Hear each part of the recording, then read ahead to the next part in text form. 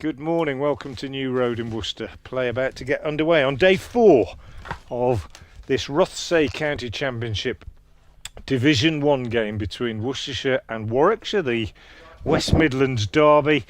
And most of you who have been following this and watching the stream will know the game situation, but for those that don't, it is that Worcestershire in their second innings are 57 for 2, and they require a further 270 runs to win the game, which might sound not too difficult, but actually on a pitch which has helped the bowlers throughout and facing an attack which includes, amongst others, Chris Wokes and Chris Rushworth, that's a very tall order indeed. And it goes without saying that one man, Sam Hain, who has made 173 runs in this game for once out and has batted considerably more impressively than anybody else in this game on this pitch. His innings will probably be the defining ones in this game. Chris Rushworth is going to take up the attack from the New Road end. He has an extraordinarily good record on this ground and against Worcestershire, mainly in his Durham days, but bowled beautifully in the first innings as well to take 4 for 37, has already struck once in this innings. That said, the pair at the crease, Gareth Roderick and Kashif Ali, batted well last night. Roderick is 34 not out, Kashif Ali is 14 not out, and so far they have added 32 for this third wicket. Bright sunshine at the moment at New Road. A small crowd in, despite the fact that it's free entry for everybody today, and that partly could be to do with the fact that we are told we might get some rain in mid-afternoon. I am Frank Watson of BBC Haven Worcester. Alongside me is Clive Eakin from BBC CWR. He'll be joining us shortly when he's updated listeners to that station with the latest news from this game. Here is Chris Rushworth bowling from the New Road end, and his first ball is clipped away, well, edged away I should say, by Roderick. He gets a single through extra cover. He was trying to play it away on the leg side if anything, and it just ran through the gap at extra cover. So they are away this morning, Worcestershire. First run of the day, 58 for 2. Rushworth with 3 slips in place, and they've been fairly frequently called into action in this game, the slip fielders on both sides. And he is bowling in what at the moment is bright sunshine. This is the best weather that we've had in the first part of the day here in Worcester, certainly. He's in and he bowls. That's down the leg side, and Kashif Ali moves inside. It tries to work it away off his hip, doesn't get anything on it, and there's no run. Chris Wokes loosening up at mid-off, suggesting that he's going to share the attack this morning. But certainly the weather looks set fair for the moment. Away to the southwest we have a big patch of blue sky, bright sunshine at the moment, and no suggestion of any kind of possible interruption in this morning session as far as I'm aware, having listened to the local weather forecast just earlier on the radio. But possible showers this afternoon.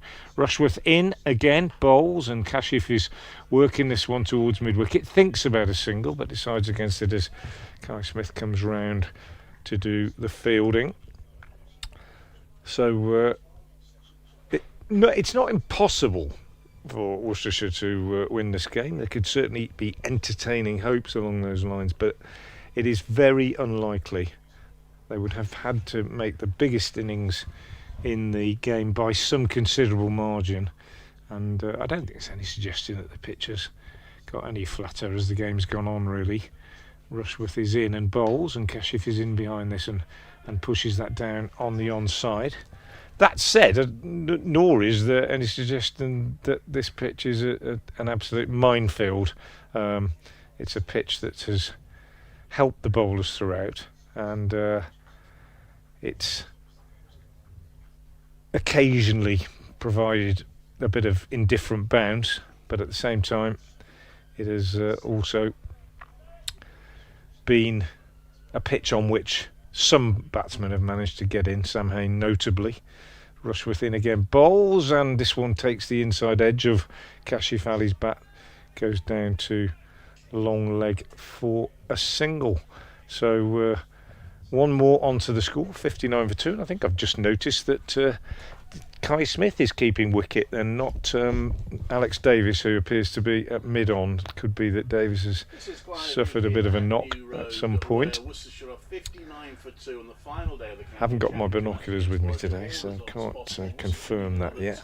But I'm pretty sure that it is Kai Smith with the gloves. As Rushworth is in and bowls bouncer, which is left alone, ducked underneath, in fact, by Gareth Roderick. And that is the end of the first over. 2 runs added, successfully negotiated. We had an extraordinary situation last night here where the players, having left the field at 6 o'clock for bad light, were all pretty much expecting to be on their way home. I think most of them had changed out of their whites and were in their tracksuits, and the umpires came out at 10 past 7 and said, "We're going back out, chaps." 5 overs were remaining at that point. Worcestershire went back out there in front of virtually no spectators, and they managed to get through that tricky 5 over period without losing a wicket. So it is Chris Wokes to bowl from the Diglis end, and he will be bowling to Kashif Ali.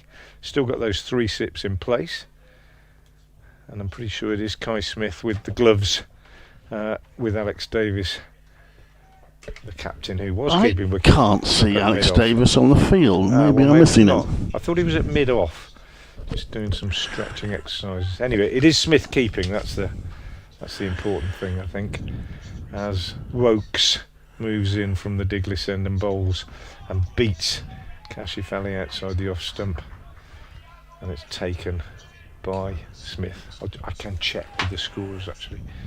Yeah, you're right, he's at mid-off, sorry, I missed him.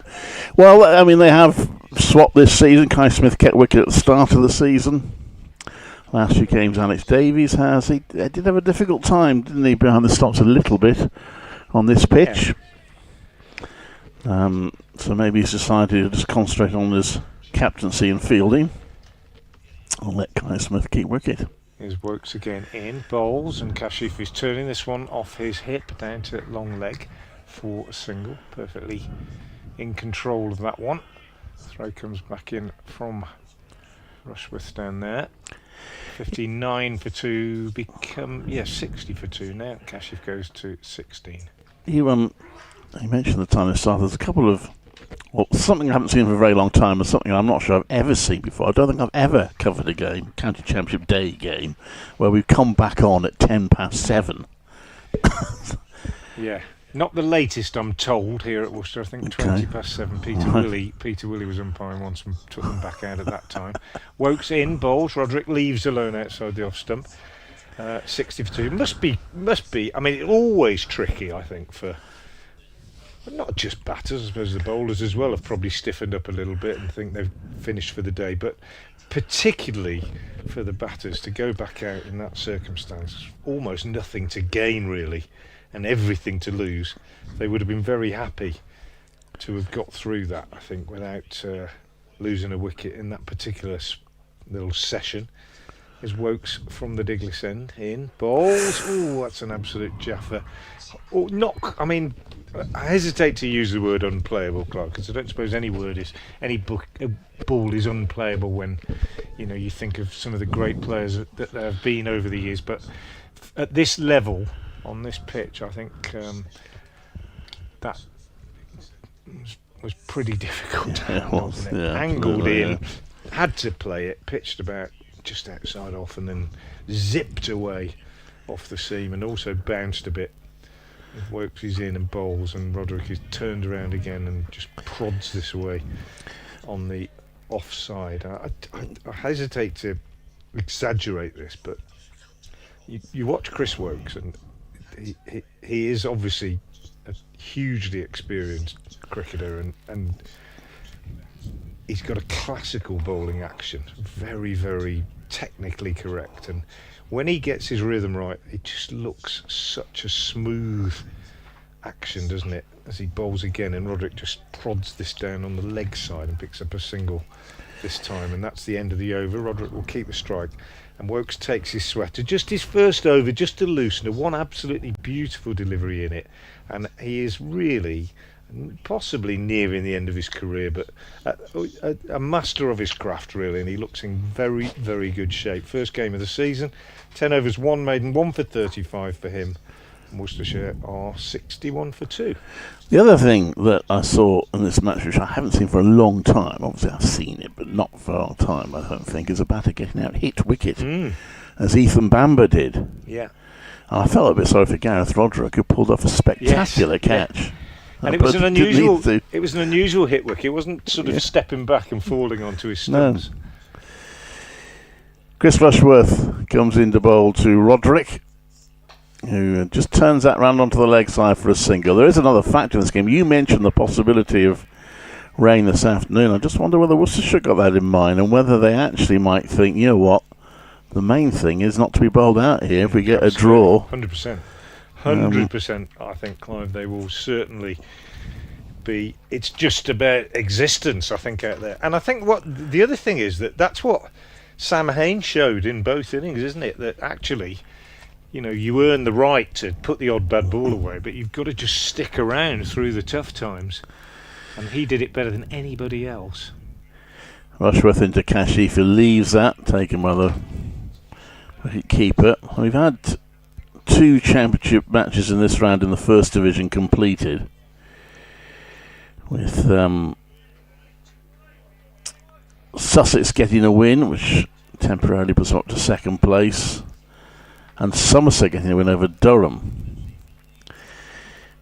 So even if Worcestershire were to draw this, they'll get 11 points. They'll close the gap a little bit on a few teams above them. In comes Rushworth. Right arm over to bowl, and that's played to mid-on. There's no run. Probably all results still possible at the Oval, where Surrey are 44 without loss, needing 374 more to beat Essex. And if Essex were to lose that, then Worcestershire could close the gap on the teams outside the bottom 2. You would think Nottinghamshire are favourites to win at Headingley, where Yorkshire are 180 for 5, requiring another 283 to win.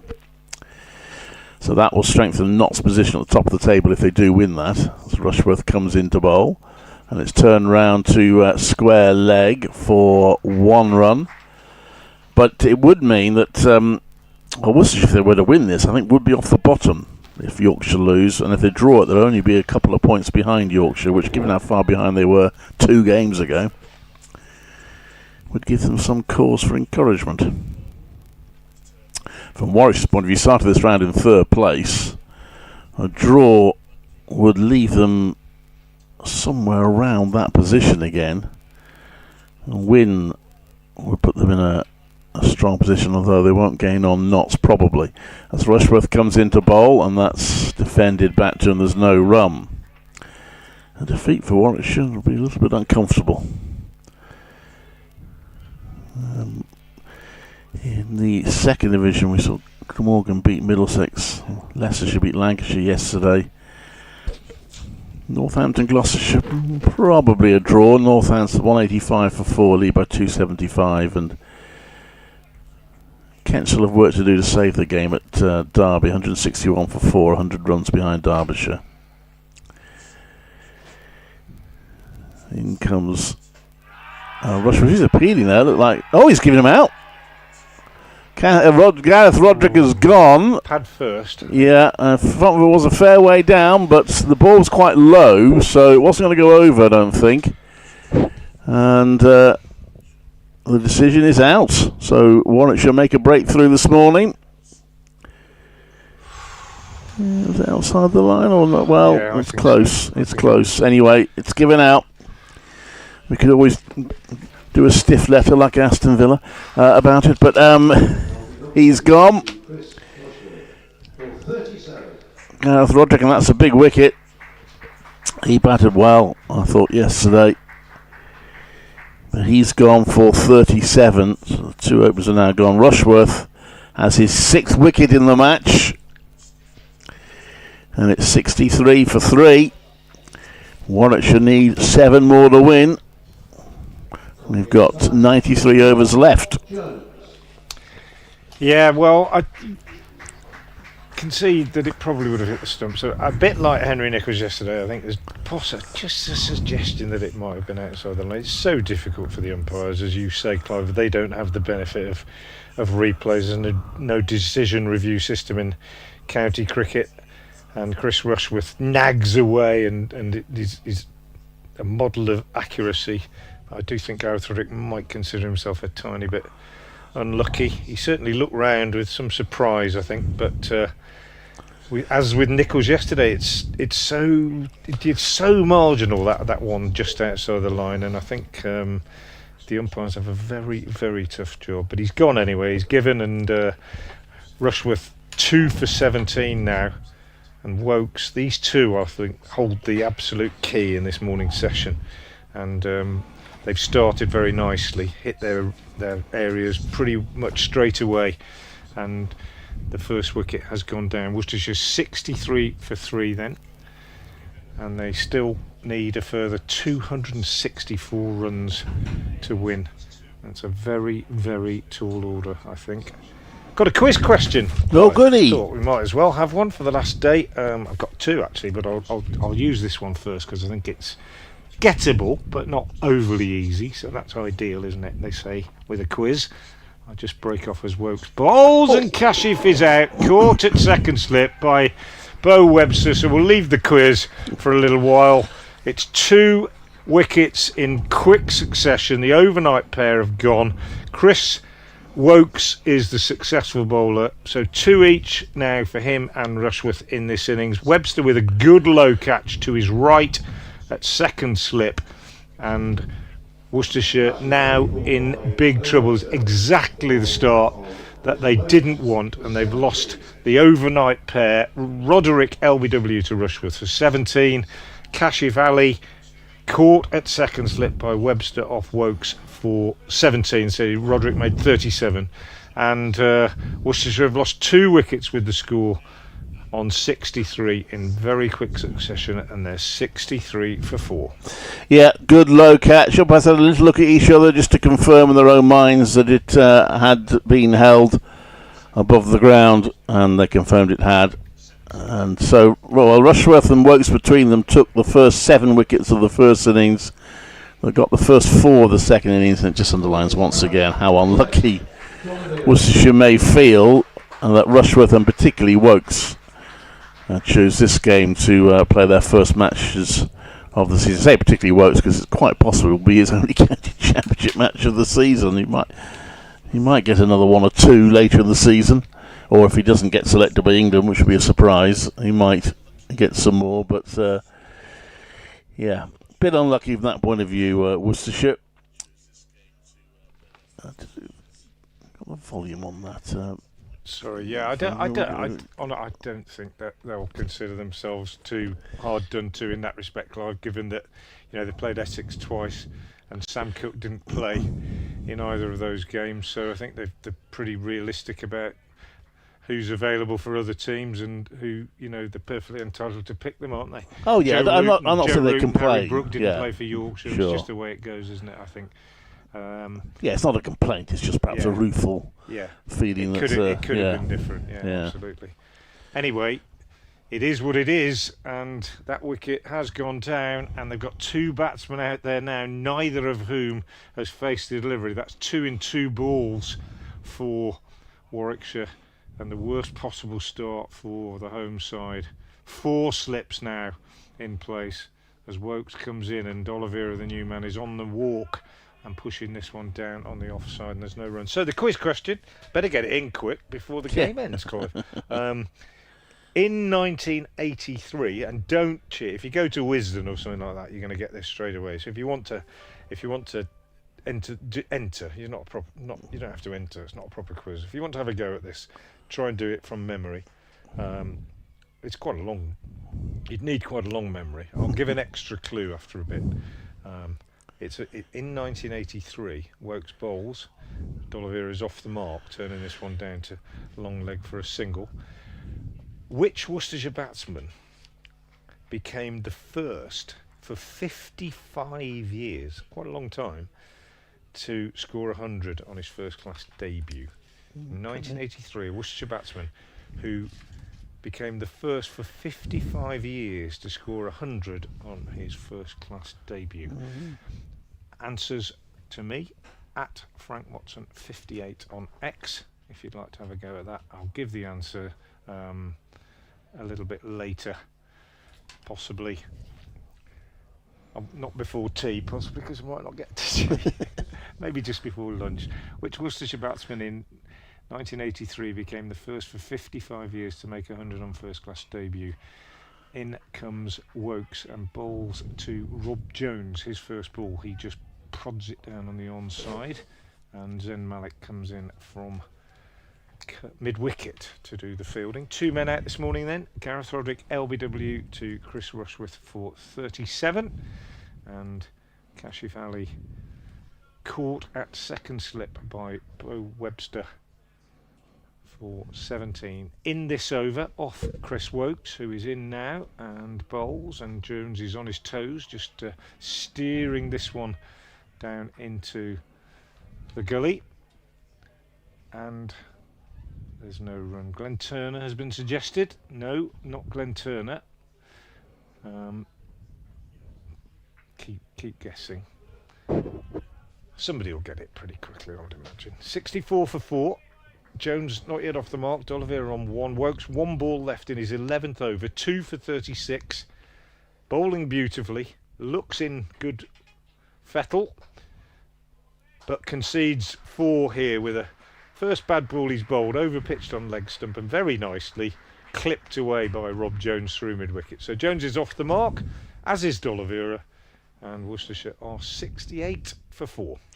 I was just thinking, I thought it might be 83. I just looked, it was 84. It was actually the first time I ever watched a county championship match. Well, excuse you. But you will have seen. Oh this yeah. guy play. Well, I'm just thinking. The first match, county championship match, I watched as a spectator. I was a student at the time, living in Wirral, out of term time, and I went to Egberth to watch the last day of Lancashire versus Middlesex. Took me a while to work out what was going on, but Middlesex declared. Oh no, they were bowled out for 169. Lancashire were chasing not very many. You found it, have you? But they ended up 141 for 9, and I remember, I think they lost a wicket with the penultimate ball of the day, and John Abrahams had to see out the last delivery of the day, which I think might have been bowled by John Embry or Phil Evans, one of the others. That's pushed out to the offside. There's no run, and it ended in quite an exciting draw. So it wasn't a bad start. I played at Egberth once, Clive, and I have related this story once or twice before. But the pavilion is almost like a big old house, isn't it? Yes. With big gables, Yeah, and it's painted right. green. And I was at Liverpool University, and we played against Liverpool Cricket Club, and we went to play at Egberth. Beautiful ground, very excited to play on a nice ground that was used for county cricket. So Rushworth comes into bowl. The Brett D'Oliveira, who has shown himself capable of holding teams up in these sort of situations before. He leaves that one. Let's go to the wicketkeeper, no run. And the visitors' change room was on the top floor of this big old house. Climb up about 6 flights of stairs to get to it. And of course, you've got a great big heavy cricket bag with all your stuff in it. And we lugged it up to the top and got right up to the top, put my bag down, and I said, crikey, I said, that's a long way to go for a first baller, isn't it? And guess what happened? Guess what happened? Self-fulfilling prophecy, if ever there was one. Nice ground, though. Yeah, Rushworth. Right, whoever comes into... Oh, that kept low. Goodness me, it's left by D'Oliveira, and it's wide of the stumps. But it kept very low. As long as he's not leaving it because he thinks it's going over, he's all right. But, yeah, there's that bit of variable bounce out there. So 2 wickets for Warwickshire this morning already. You know, I've watched that LBW again and again. I'm not sure it was outside the line. I think it might have been a really good decision, you know. It might have been just on off stump. Fair play, if it was, to umpire Jack Shantry. Rushworth in, and it chops onto that one that goes down the leg side for D'Oliveira. He gets 1, he's coming back for the second. That's good running. 2 to D'Oliveira, and moves on to 3. because it's easy to be critical, isn't it? And Yeah. we all do it. You say, oh, that was going down or whatever. And I just think, I mean, if it was, we'll never know. But if it was, that's absolutely a really outstanding decision. Not Tim Curtis, not Adolivera, and not Graham Hick, who made 82 not out on his debut. Quite right. Rushworth into bowl. That's the left. Taken by wicketkeeper, no run. So yeah, which Worcestershire batsman in 1983 became the first for 55 years to make 100 on first-class debut? It's a good one, isn't it? Yeah. At Frank Watson 58 on X or Twitter, if you like to have a stab at it. Another shout for Tim Curtis, another for Hick. No, not Tim Curtis or Hick. Rushworth bowls left. That one bounced a bit. D'Oliveira having nothing to do with it. Bat up in the air. Let's go past. End of the over. A couple of runs off it. D'Oliveira's on 3. Worcestershire 70 for 4. They require 257 more to win. Warwickshire need another 6 wickets, and we have 91 overs scheduled in the day, weather permitting. I think if you were to do a poll amongst batters around the country as to who you'd least like to face on a pitch like this, and you gave them a list of 10 bowlers, these two would be fairly high up in the list, I imagine. There'd be a few others, of course.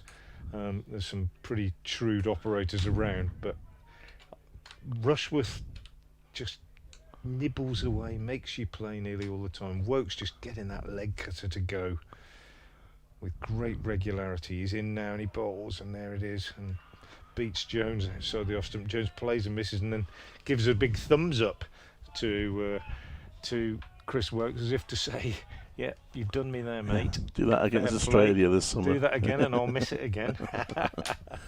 But yeah, it was it just comes in and angled in, and then just hits the seam and leaves the right hander, and it's just not a lot you can do about it, to be honest. In again, Wokes bowls, and he edges this one in the air through the slips for 4. But that's exactly what Wokes is bowling for. He finishes his follow through with his hands on his knees, as if to say, well, I've done my bit, why didn't you do yours? Was it catchable? I think it probably was. It's gone between keeper and first. Just having a look again now. Between first and second was a chance actually to first slip. He just basically, Tom Latham just didn't react. He moved his hands late. It was knee high. Do you reckon, Clive, about knee high? Yeah, I haven't seen the backlash. I think he probably has. Well, he's definitely got away with one, but he's gone to 8, 74 for 4. Wokes will try again. He comes in now from the Diglis end and bowls down the leg side, and Jones looking to turn this one away, just taken on the pad. They go through for a leg by, 75 for 4. So Worcestershire limping along this morning. Began the day at 57 for 2, lost 2 in 2 balls. Roderick LBW to Rushworth for 37. Kashif caught at slip by Bo Webster off Chris Wokes for 17. And, gosh, yes, it's gone between slip and second slip, hasn't it? It's definitely a chance for between first Latham. and second, low to Latham's right. Yeah. It might even have hit his knee. It was about knee height, I think. Got 2 hands to it. I noticed Chris Wokes muttered to the umpire on the way back to his right. Probably saying, "What's the point? What's the point of me?" They can't hold them. Done my bit. He's in again now, bowls, and that's left alone by D'Oliveira. Just got to try and see these two off, I suppose, and hope that Ethan Bamber and Ed Barnard don't ask quite so many questions. But I mean, it every over that goes by just makes you realise how well Sam Hain batted, I think, Clive, to be fair. Yeah. It's just, it puts, 173 runs for 1 out on this pitch. That's a pretty extraordinary effort by the man who's at third slip. Wokes bowls. D'Oliveira plays and misses. Kai Smith takes, and there's no run. And he must be, he came into this game, as you said several times, Clive, in a run of pretty ordinary form, Sam Hain. I'm sure he's an experienced enough player never to doubt his ability, and that all the cliches come out. Class is permanent, form is temporary, and all that kind of thing. But at the same time, Works again bowls. D'Oliveira taken on the pad. Ball drops down on the onside. No run. End of the over. 75 for 4. At the same time, even experienced players, when it's your living, when it's what you do, when you're not in form, I'm not saying you doubt yourself, but you can't wait to get back into form. Let's put it that way. And you practice and you work at it. You probably don't expect to come back and dominate a game to the extent that he has on this sort of pitch. If you say, No. oh well, you're out of form, Sam, and you're going to Worcester where the pitches have been bowler friendly, and he fears the worst, and then it just shows you, in adversity, he's turned up trumps and played absolutely brilliantly in this game. Yeah. I mean, I think it sounds strange because he was out for 30, but I think his second innings against Hampshire helped him because that was possibly his most fluent so far this season. And then he got a delivery which he would not have blamed himself for getting out to, as Rushworth comes into bowl to Jones. 3 slips in place, and that's defended by Jones. There's no run. But I did speak to him after the first day when he made the first inning score of 84. He said he just has to stop himself really worrying too much about it. Has to stop himself sort of trying to do anything different or sort of panicking. Maybe not panicking is not the right word, but overthinking it, and just back himself to eventually come out of that little run. Rushworth, right arm over to Jones, who turns it around to square leg. You'll get 1. 75 for 4. Worcestershire, that's 76 for 4. Set a target of 327 to win when Warwickshire bowled out for 280 yesterday. So having to score, well, that would be the first 300 plus score of the match if they were to get it.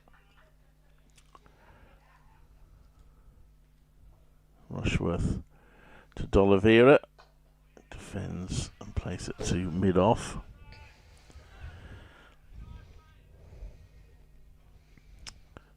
76 for 4.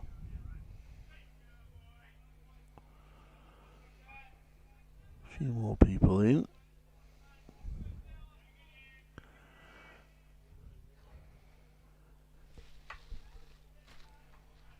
Well, I'll bring Kevin in at the end of this over, shall I? He's chomping at the bit to come and join us. In comes Rushworth to bowl to D'Oliveira, who keeps that one out to the offside.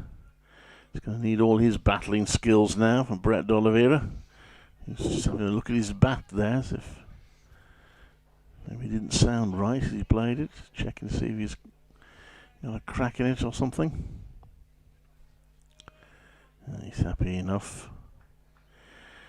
Batting in front of that Basil D'Oliveira stand. Third generation of D'Oliveira's to play here. He leaves that one. And there's no run.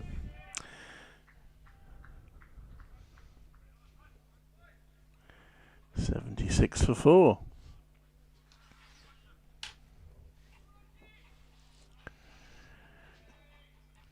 I noticed Brad has referenced a couple of his kids, I think, on the first day when they were running around the outfield.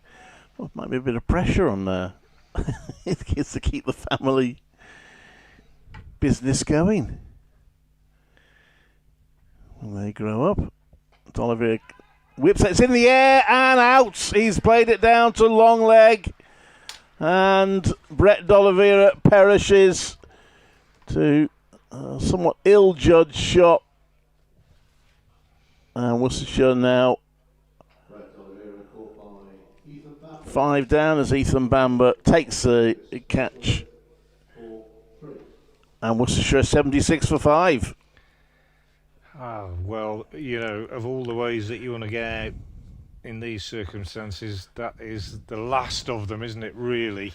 And it's that business that we've been talking about of having so many so few opportunities to score that when one comes along, you perhaps aren't in control as much as you might be, or you perhaps just snatch at it, or you feel you've got to play at it in a certain way because you think it's a rare opportunity to score. And D'Oliveira, I mean, on a pitch where you're going to get caught in the slips, LBW, etc., picks out the fielder. Not the first to do it either. At backward square leg, and Chris Rushworth picks up a wicket. It's amazing how many wickets have gone down to the last ball of the over in this game. Extraordinary. Right. I don't know why it is, but it is. Wokes this morning and now Rushworth. And Worcestershire, well, disastrous start really this morning. It was 57 for 2 and they're now 76 for 5. It actually wasn't one of Rushworth's better deliveries. It was going well down the leg side, and he just sort of glanced at it and got right underneath it. D'Oliveira, so he'll be very frustrated to get out to that one.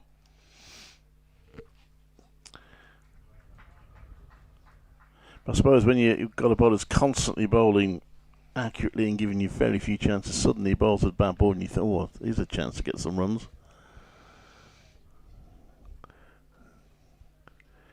And he made the mistake, so 3 wickets down this morning for 19 runs.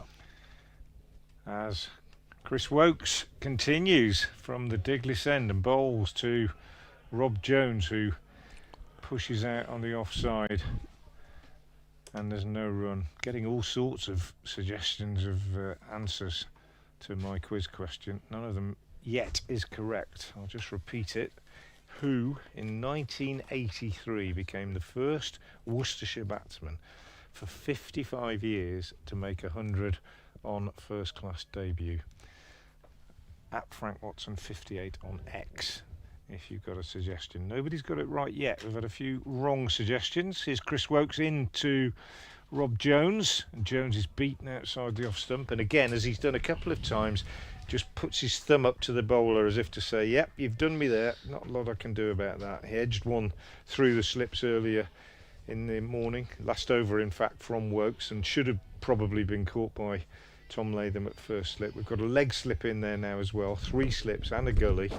This is a severe examination of the batsman's technique by a top class seam bowler in helpful conditions.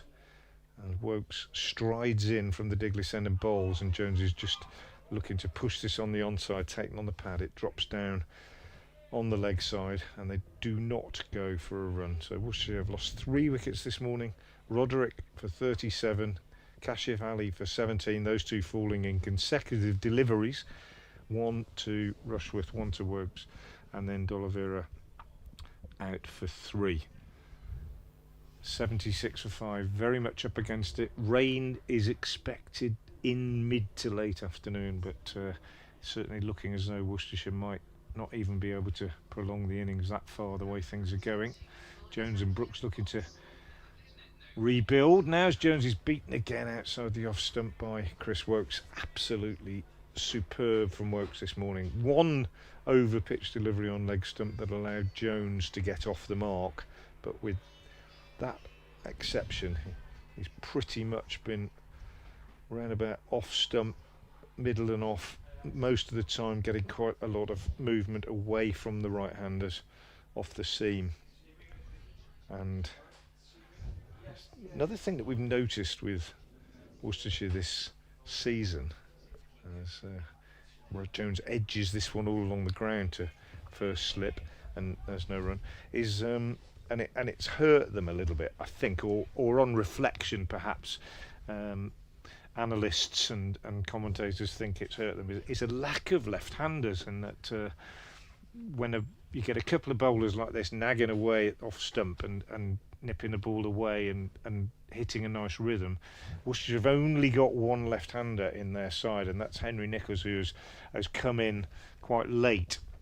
And at the start of the season there were no left-handers in the side at all, and it means that once bowlers get into a nice rhythm and hit a good line and length, they're not disturbed by having to change that as Jones is forward and pushes this one down into the gully. That is the end of the over from Chris Woakes. Another very, very testing one from him. His figures now 13 overs, 2 maidens, 2 for 44.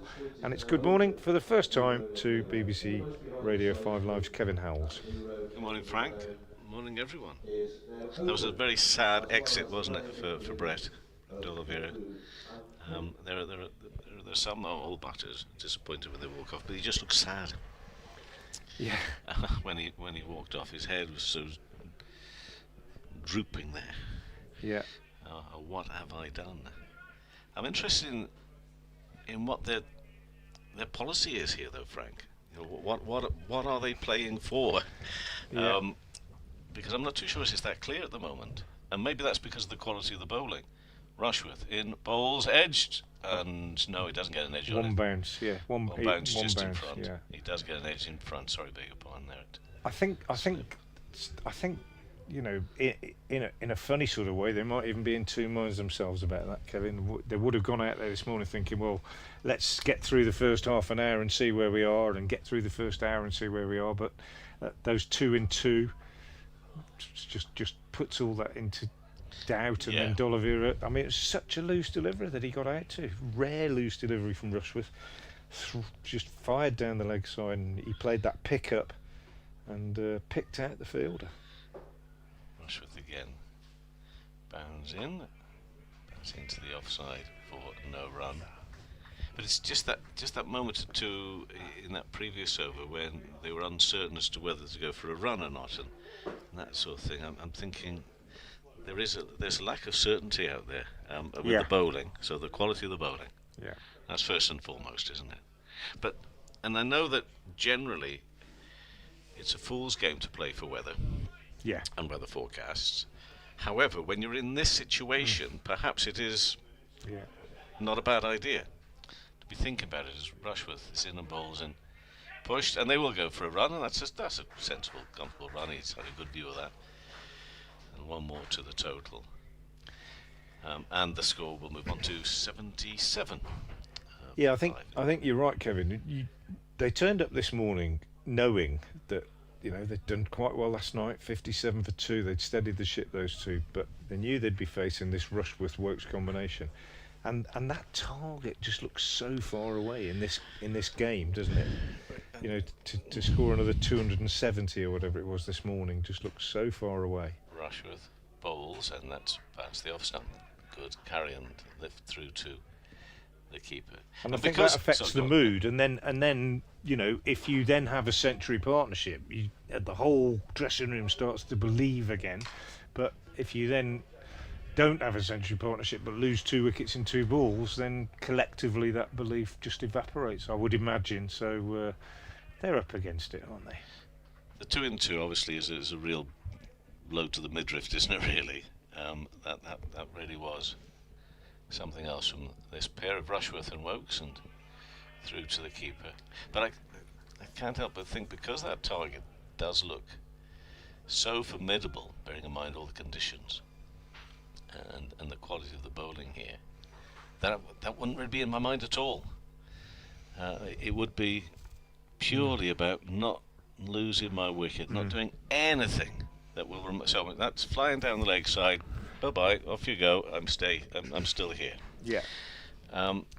That's but as we've said a few times, if there are no scoring opportunities available, then when the very odd one does come along, you snatch at it. Yeah. And edge, but along the ground towards backward point. So that's 77 for 5. It's Jones and Brooks out there at the moment, and Woakes and Rushworth. Rushworth's completed 12 overs, 2 maidens, 3 for 21. And this obviously is very, very tricky. You've highlighted from the word go. I've lost count, and rightly so, how many times you've mentioned the name Sam Hain. Yeah. And it won't be the last time. No. Why, is that the answer to the question? Well, no, it isn't. No. I had lots of suggestions of the answer to the question, but I'll let you finish that point, Kevin. Yeah, he's played so well, hasn't he? Well, no, you'd be the one that's exactly. You've been the one that that's made that point. But because of that point of view, I just wonder whether the tactics should be more of a defiant. You're just not getting us out here, because that then somehow, if you do get through Rushworth and Wokes, that then starts to play a little bit in the minds of Warwickshire. Yeah, Towards heading towards lunch. But anyway, yeah, I agree. I think it's a good philosophy. But and we have got a bowling change. So Wokes is having a rest, and Ethan Bamber's coming on at the Digley end of the ground. Wicketless actually in the game so far. None for 42 in the first innings, and so far in this innings 5 overs, 2 maidens, no wicket for 8.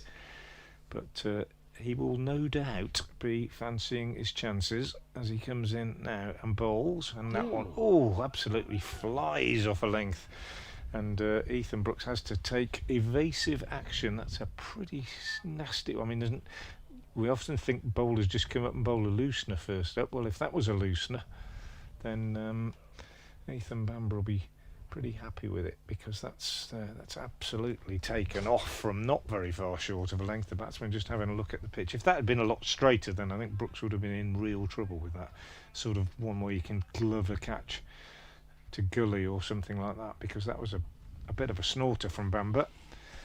He'd be encouraged by that. He's in, and this one is left alone outside the off stump. So lots of suggestions of answers to the quiz question, none of them correct so far. So no, it's not Collis King, who may well have got 100 for Worcestershire in '83, but it wouldn't have been his first class debut, I don't think. Not Martin or Philip Weston, not Gavin Haynes, not Stuart Lampitt, not Mike McAvoy. Another one from Martin Weston there. And somebody has got it right. In fact, 3 people have got it right. So Glyn Berrington, FPL Spartans and Luke have got it right. This one left alone again. That absolutely climbs outside the off stump and is taken by Kai Smith, jumping up, hands above his head. And I've just had a suggestion. I won't say it's from a former Worcestershire player who thinks, given the last 2 deliveries, we should abandon the game because it's a dangerous pitch. There is an element even in what we've seen over the last few days where I'm thinking to myself, where have they come from? Yeah, absolutely. I mean, they really have thrown. I mean, that little bit of extra sort of, he hits the deck a bit harder, doesn't he, Ethan Bamber? You wouldn't be very confident at the moment if you were batting out there. Left alone again by Brooks outside the off stump. So for all our pontificating, Kevin, about mindset and being positive and all the rest of it, at the end of the day, if you're standing there with a bat in your hand and you're not quite sure what the ball's going to do when it lands just a few feet away from you, I think it becomes extremely difficult. And dare I say it makes me realise how well that chap for Warwickshire batted, who got all those runs.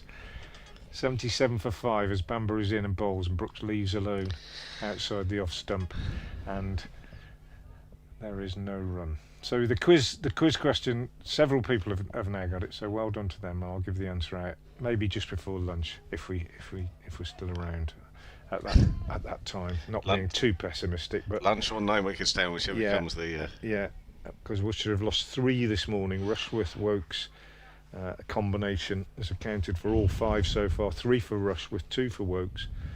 Bamber in, bowls, Brooks pushes out on the offside, and there's no run. A maiden from Bamber. Brooks has 1, Jones has 9. I have to say, I thought Ethan Brooks played that over really well. Only got a bat on 1, I think. Got out of the way of a couple and left 2 or 3 alone, but it was a pretty decent piece of batting just to get through that over, I think. 77 for 5. But with the results going the way they are in Division 1 this season, there is so much to be gained from a win, in the sense of the fact that win can take you places in the table, because there's a very good chance whoever won last week has lost this week, because that's the way it's been going.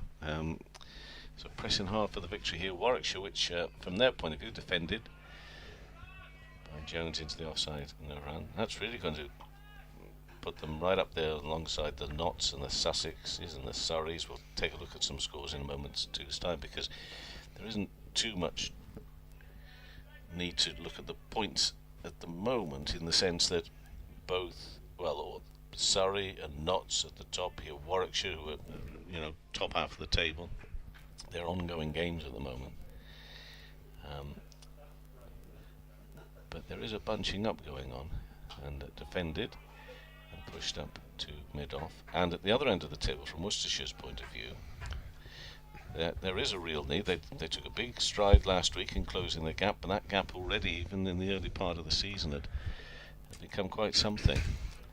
So, 8 points for a draw, with others teams who just can't get any consistency going. I mean, Hampshire being a prime example of getting thumped one week, doing well the next, and getting thumped again the following. It's Rushworth comes in and bowls, makes sure bad into the offside. It was an ours. Rushworth is still going here now. He's into his 13th over of the innings, which is the 6th of the day for him. Yeah.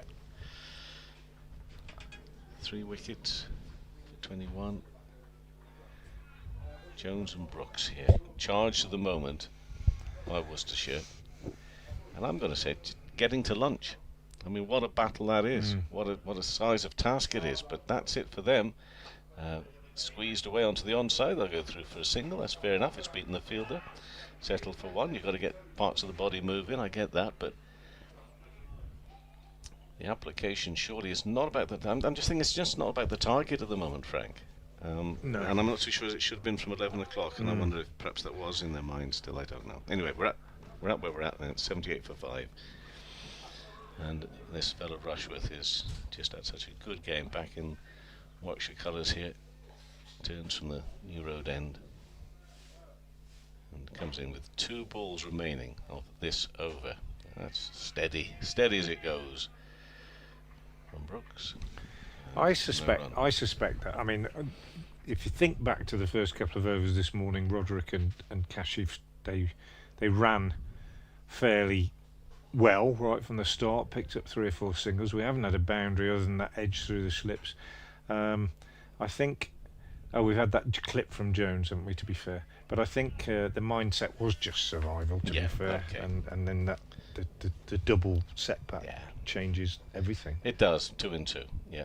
Rushworth bowls up onto his toes, turned away, plenty of space out there before the fielder comes in off the boundary, so it's a single to finish off that over, and the score is at 79 for 5 now. So I'm not going to talk about the target at the moment. It's a long way off. It's about the story at the moment is Warwickshire looking for these 5 wickets. When we get past lunch, if we do into the afternoon session, well, we'll take a look at the target again. But this is about wickets and holding on to them at the moment. Jones on 10, Brooks on 2, or at least that is the way it is for me. Rushworth on 13 overs, 2 maidens, 3 for 23. Yep. And Wokes, the other man who's done damage, 2 for 44. But it's Bamber from the Diglis end. This left alone outside the off stump by Brooks. A Barnard just beginning to loosen up at backward point, suggesting he might be introduced fairly soon. Maybe Rushworth has finished his spell, but even if he has, he's done some damage this morning, and he's got a fantastic record against Worcestershire in the past. Bamber bowls, and we're going to have 4 runs here because Brooks has fended that off. Didn't know a lot about it, just riding the bounce really, but it flew away in the air. Would have been a catch to about 5th slip, but there is no 5th slip, and away it goes to the boundary. Do you know what, Kevin? Having said that, as a sort of throwaway remark, there is no 5th slip. I'm not sure why not, really. You could easily have 4 or 5, couldn't you? Runs are not, as you have quite rightly said, not really an issue. And certainly with Bamber hitting the length that he is, getting 4 now, yeah, Bamber hitting the lengths that he is, there's every likelihood that the ball's going to go through there. Or wider. 5th slip is placed as Bamber comes in again now and bowls to Brooks, and Brooks is playing at this one, and it nips back, having gone past the bat. it veers back in towards the leg side, and just a tumbling stop by Latham, I think. It's doing all sorts, isn't it, out there at the moment? It's hard to even tell from where we are. Yeah. Well, is it? Well, no, I think it was off the body, actually. Nipped back, hit him on the thigh, I think, and then looped to Latham at slip. He didn't hold on to it. I don't think it was a catch. But all sorts of difficulties for the batsman at the moment. Bamber in, bowls, and again, Brooks is playing at that one. Misses it. And it's hit the seam, and instead of going away like a lot of them have this morning, particularly when Wokes was bowling, it's gone the other way. And it's also kept a little bit low. It's died a bit on the keeper, and these aren't particularly full deliveries, are they? It's lack of trust in the pitch, isn't it? I think that it makes batting exceptionally difficult. Brooks trying to put that out of his mind. Just play the next one. That's all you can do. Bamber bowls, and he does play the next one. He plays it beautifully. The best shot of the morning by some considerable margin, slightly short of a length. And Brooks on the back foot with a straight bat hits it through extra cover. The best thing about that shot for me, Kevin, 87 for 5 as the score goes up, Brooks goes to 10. The best thing about that shot for me is the fact that he's played it given what's happened earlier in the over. In that his mind is clear, he sees the ball, he plays the shot in response to it, and given what's happened in this over and the over before with the ball flying past his nose and keeping low, etc., that's excellent, clear thinking from Ethan Brooks. Bamber in again, bowls, and he lets this one go outside the off stump, and through it goes to Kai Smith, who is keeping this morning with Alex Davis having given him the gloves. He's got a bit of tape on his finger. Davis might have a little finger injury. End of the over. Jones has 10, Brooks has 10, and Worcestershire, who have lost 3 wickets this morning, are 87 for 5. Yeah, whilst we talk about mental approach and application and all that, really it probably can just be ball by ball here because of the conditions, because of the quality of the bowling. But it's in the change bowling, they've got to hope for something a little easier, and it hasn't really materialised. To a little extent maybe. I mean, the quality that Rushworth and Wokes have conjured up, it's impossible really, I suppose, to see that sort of consistency. However, we've seen plenty of danger from Bamber. I mean, I think to me it's looking as dangerous or difficult as it's looked. Dangerous is not the right word. As difficult as it's been all match here this morning. Overheads again with the cloud, if that's making any difference. So this is Barnard in and bowls, pushes up to Alex Davis fielding at mid-on. Does Rob Jones is on 10, so both the not-out batters on 10 at the moment. And Worcestershire at 87 for 5. As I say, there is a lot at stake here because it's the rivalry, of course, the Midlands Counties rivalry, but it is an opportunity, certainly for Worcestershire, with Yorkshire only 5 down, and they've got weather could interrupt all matches and interfere today, of course. Barnard bowls, clip down the leg side, taken high there in the face of Smith, the wicketkeeper. But Yorkshire require another 258, 5 down, 205 for 5, and the not-out pair, Revis and George Hill, both of them capable, definitely capable against Notts. But Notts in a good position. Surrey, well, they're 81 for 1, and they still require another 337 against Essex. And that one flies through to get a nick. Yes, it's out. Caught by the keeper. And Jones has gone. It's 6 down now for Worcestershire. And I just repeat myself, I think this is as difficult as it's been all match. I really do. It's good precision bowling. Virtually every ball asking a question. And Barnard gets a wicket. And it's his first. And he's only in his 3rd over this innings. 2.2 overs, no maidens, 1 for 3. And Jones has gone for 10, 87 for 6. Yeah. A shake of the head as he walks off. Yeah. And I'm sure it feels like he's been out there working for hours. Yeah. And it comes to an end like that. Yeah, absolutely. I think those people that have seen all the cricket here at New Road this season would have been either tuning in or turning up this morning to watch this and actually pretty much knowing what to expect, then there's always hope, and there's always the realization that anything can happen, and it still could. But I think experience and logic and consideration of the quality of the bowling that Warwickshire have got in their locker would make you think that this is a pretty predictable scenario this morning, I think, and that take into account that Gareth Roderick might have been a judge not out on a different occasion. Brett D'Oliveira might have got less of a bat on that one that he played, and it might not have gone straight down the fielder's throat, but generally speaking, it's, whether rightly or wrongly, the players that are out there at the moment in terms of their ability are struggling to survive on this surface against this quality of bowling, I think, and there's no two ways about it. You can't get away from that fact. There's a lot of player misses. Their edge is being dropped. Their edge is dropping short, and it just feels like it's only a matter of time before the next wicket falls. That's the harsh reality of it.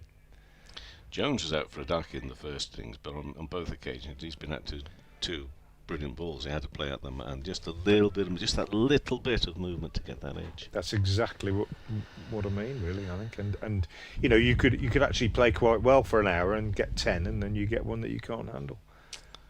Okay, so this is now way two's in, and Faces gets more of a bat on that, and it's angled down towards third for a single, so he's off the mark, and the score moves to 88 for 6.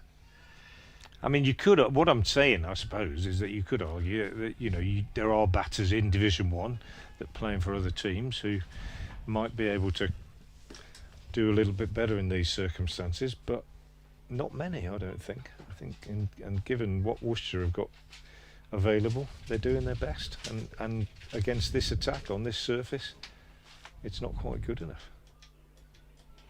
Barnard again, New Road End, he bowls. And that's Brooks to the onside for no run. I'm sure there are, well, there should be really, batters of a higher quality who maybe are international and the like, who would maybe fare a little bit better, but I'm not too sure there'll be very many of them. No, that's what I mean. Yeah, I agree. At all. Even the best would find life very difficult out there. They may make more of a success of it, but I'm telling you now, it would be a challenge. They would know about it. And this next ball, and pushed into the offside for no run. I'm thinking about that's the end of that over. And a Worcestershire supporter showing their frustration. We can just hear that now. 88 for 6. Waite on 1 and Brooks on 10. It isn't the chief executive, I can tell you, because I can see him. It's not him making that noise. This has been a struggle. But and talking about the international quality batters, that innings that we saw from Latham in the first innings. So if you don't mind, we'll talk about somebody else other than Sam Hain. Because actually, I thought that knock from Latham actually was really impressive on that first day. And for the fact that he has, played at the very highest level, international Test cricket as well. And I bet he enjoyed that. He would have found that really, really useful cricket as well. And adds to his skills. Yeah, I completely agree with you about that. Bamber bowls, and Waite plays this firmly off the back foot out into the covers, and the last thing you would want in this circumstance is a run out, but we nearly had one then, because he played it and he hit it really well, and the non-striker Brooks, I think, thought, there's got to be a run there, so he set off pretty positively from the non-striker's end. Alex Davis, who's wide at mid-off, picked the ball up and in a flash turned and threw. And had he hit the stumps at the non-striker's end, I think Brooks was going to be stranded. Heads in hands all around as Bamber bowls and beats Waite outside the off stump. And there's no run. Yeah, I completely concur. What did he make, Latham? It's not just the runs he scored, but it was the 153 balls he faced for his 59. Yeah. And he set the tone, and Hain obviously came in to join him, and it was an outstanding period of play in terms of the game, in the sense that they really did sort of blunt the Worcestershire bowling attack for an hour or two. As Bamber bowls, and this is driven very nicely by Waite through mid-off. It's a good shot, and it doesn't quite go all the way. Davis pulls it up just inside the rope, and they only get 2. But a good positive start to his innings from Matthew Waite. He goes to 3, and the score goes to 90 for 6. So yeah, a brilliant partnership, and Latham top class. And I think, you know, it'd be interesting to talk to Latham about it, and to Henry Nichols and maybe Jacob Duffy. I mean, pitches in New Zealand do tend to be somewhat different from those that we get over here. As Amber is in and bowls, and Waite turns us on the leg side for a single. Not necessarily at test level, but in the first class game, and certainly in club cricket in New Zealand, they play on surfaces that visually would be regarded as quite extraordinary in this country some of the time. A lot of clubs where the players prepare their own pitches and so on, and they might not turn their noses up at a pitch quite in the way that players in this country might when they turn up and look at a surface or assess it. This one is down the leg side, and Brooks, looking to turn it off his pads, misses it, and it goes down to fine leg for 4 leg byes. So I just wonder whether Latham and Nichols and the like would actually regard this as a challenge that they really enjoy and want to get stuck into, as you suggest, Kevin, rather than a pitch that they go out and just think, oh my goodness, how the heck am I going to cope on here?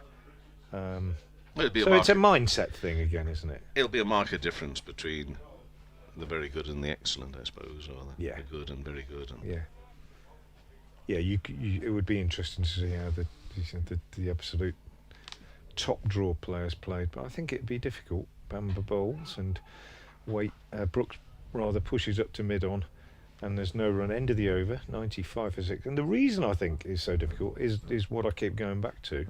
And this is what I would stress, really, because there are a lot of people out there who just look at the score and think, oh, they failed again, and why has he done that, and why has he done that? If you're standing with a bat in your hand and a bowler's running up, and you are genuinely in 2 or even 3 minds about what the ball might do when it bounces, then I think life gets pretty tricky. And especially if it's Chris Wokes or Chris Rushworth who's delivering it from the other end. I'm going to leave you with that thought, Kevin, and bring Clive Beacon back in. Okay, many thanks, Frank. Cloudy conditions, the rain stays away for the time being, and it could well do. I mean, for the rest of the day, in fairness. I'm not too sure if it's nothing more than showers, which we all know you can sometimes be lucky, or depending on which side of the game you're at the moment, I guess, unlucky. It's not a given. We definitely will get rain here. Barnard, meantime, bowls. Ducks out of the way of that one. Does Waite. Through to the keeper for no run. But continues to be a strong blowing wind. And quite cool. I wouldn't obviously call it cold at this time of the year, but it's on the chillier side, certainly compared with what we've had in recent weeks. And once again, we've got Barnard pounding in, looking for a 7th wicket, and that one is pushed into the offside for 1 run from Waite. So he moves his score up to 5. It's heads down. Let's see what we can do against challenging conditions, challenging bowling. Tough times here for Worcestershire. Bamber, 8 overs, 3 maidens, 19 runs. And Barnard in his 4th over, looking for more wickets, up onto his toes. Is Brooks into the offside for no run. Tom Taylor, Ben Allison, Jacob Duffy. Duffy off the back of a fifer, which he will have enjoyed, and nice to come to another part of the world and lead a team off, holding that ball in your hand, I'm sure. However,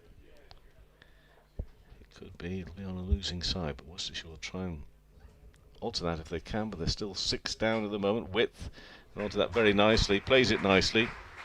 Does Brooks, through extra cover, over the rope. That's 4 runs. by umpire Chantry. Edging towards the 100 here. In fact, they've got to 100 with that 4. 100 for 6. But so far off that target. I said I wouldn't mention it again before lunch, but I guess I have to in case anybody is just tuning in. 227 still needed with these 4 wickets standing, so we can't sort of forget that. At least for the time being. We'll come back to that in a couple of hours if we're still here. 100 for 6 is the score.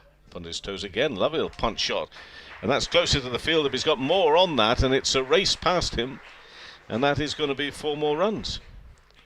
So, making it look all so different. But sitting up and nicely. But I'm still loving the way in which they're played.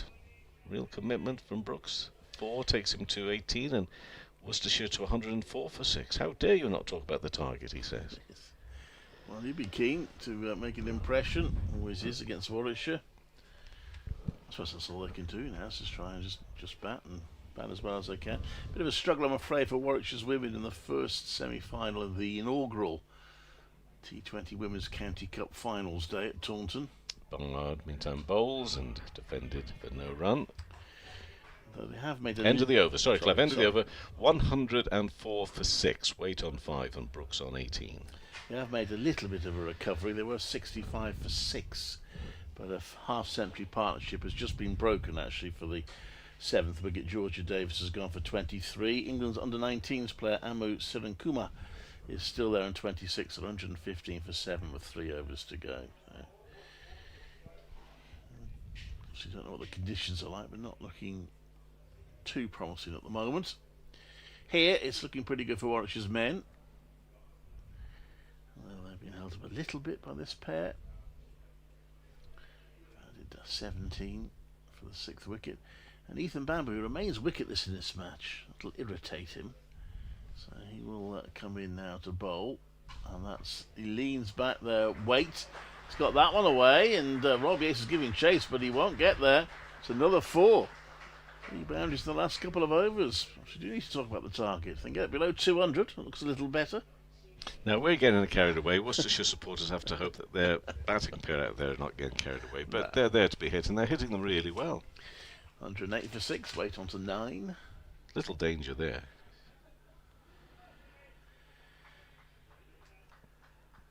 Giving the Owen Crown. Showed my pass more really. He says, shouldn't bother, mate. It's free anyway. Free admission today. And this one defends into the ground there, does Wait. Bamber has taken a catch today, but still hasn't got the wicket. Tosses the ball to Alex Davis, who's gone back to mid-off, giving Kai Smith the gloves again.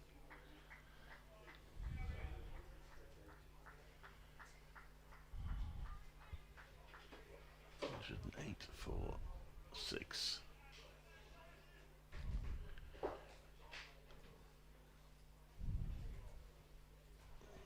Wait comes into bowl, and that's driven straight into the covers. It's fielded. No run.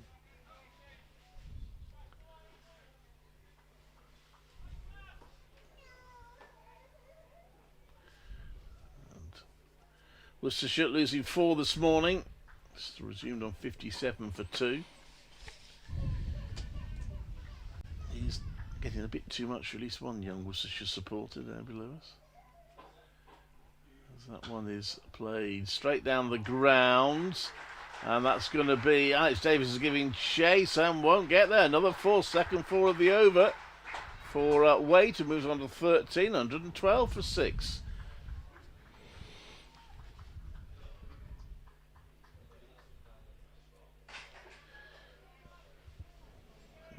Little flurry of runs for Worcestershire here.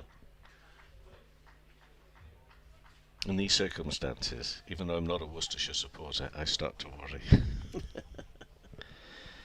Well, yeah, in comes Bamber. Oh, that's what's edge, but it's going to be edged down to 3rd, all on the ground for 4 more. 3rd boundary of the over. And if you wait moves on to 17, if you can manage this on Friday or whenever Worcestershire's first T20 Blast game is, they'll be very pleased to get 3 boundaries and an over. Well, that won't be enough. He'll need a couple of sixes every over as well. But that was an edge, and it was along the ground. Went through what would have been a fourth slip area. They've only got 3 in at the moment. Yes, they've gone back to that, despite you and Frank managing to persuade them to put a fourth one in earlier. Well, Frank did. I've been questioning, haven't I, the use of 4 earlier in the game at times. And there's been 3. Yeah, in comes Bamber. Oh, that one rose a bit, and he just sort of prodded at it, taken by the wicket keeper. So a good end to the over from Ethan Bamber, but a rather expensive one. He's none for 31 off 9 now. Worcestershire 116 for 6. They do need 211 more. Warwickshire need 4 more wickets. The scores elsewhere. Surrey 104 for 1. Need another 314 runs if they're to beat Essex. Yorkshire 222 for 5. 241 off the target. Derbyshire and Kent, well, Derbyshire still trail by 47 runs with only 2 wickets standing in the follow-on innings. 214 for 8 there at Derby. 3 wickets for Rees. And Northamptonshire versus Gloucestershire. Bit of clearing going on there. Latest one being Northampton declaring at 259 for 6. Let's see how Gloucestershire getting on after this next delivery. Behind that, nice and solid. And that is pushed by Brooks on the offside. So Gloucestershire is 12 for no wicket. Require another 338 if they're to win that game. I reckon that either the coaches or the captains have got together to try and do a bit of something there. And that should make for an interesting, engaging final day at Northampton. Next ball here. Ooh, almost squeezed through but kept out and actually turned into a run on the leg side. That was fairly low off the bat. The score to 117 for 6 now. And I will just point out that's 210 runs off the target. Things have changed a little in terms of boundaries being found in the last couple of overs, but we saw still the real threat and menace of Bamber with that shorter ball. Right now it's Barnard bowling, and again punched in a nice sound off the bat, but it's more defensive. It goes for a bit of a wander, as if perhaps he needs to focus his concentration again. That will be required, a great deal of it. Just looking at that Gloucestershire Northampton game, it doesn't look as if they put any joke bowlers on. They use 7 bowlers, but they're all, some of them are fairly occasional, but they're all genuine bowlers. Next is delivered and driven, and that's a lovely, beautiful shot. Glorious batting from Waite to the boundary, all along the ground. Glorious it was. He moves to 21, 121 for 6 here. Straight back past the bowler. Playing some very nice shots, isn't he, Matthew Waite here? 21 off 15 balls.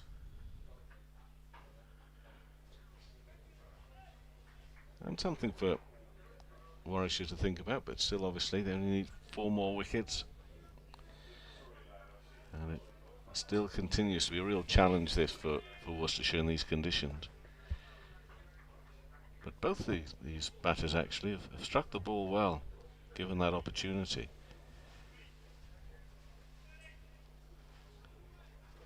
But not enough to put too much doubt as yet into the minds of Warwickshire. But being professional, and perhaps being in situations like this before, sometime in their career, they will know they've still work to do. Barnard bowls now, and that is defensive again, punched to mid-off. Completes the over.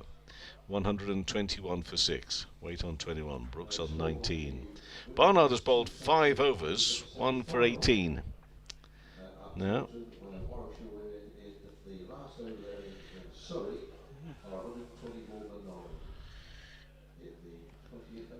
the 100, by the way, came in 227 balls. The second 50 taken 117. They did lose 4 wickets for that second 50. That's about standard for this match. A couple of brisk 50s in there, and this one might be one of them if They get to 150, continuing to play like this. But generally it's been reasonably slow going in terms of the run scoring.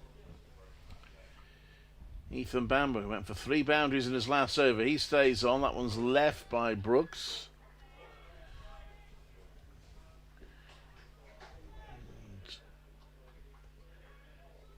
121 for 6 remains the score. No extra overs, of course, today being the final day, so they can't make up time that they've lost in the days 2 and 3. And his lunch will be 1 o'clock. Bamber bowls, and that's driven to mid-off Davies Fields. Most of the Warwickshire fielders are wearing at least sleeveless jumpers. So it's obviously fairly cool out there. I did talk about the fact that showers forecast, Clive, and you can sometimes be lucky with that. Right down the thing that I've got here says 50% chance. Let's hope it's the other 50% in the wins. That's well, turn around his pads for a single by Brooks.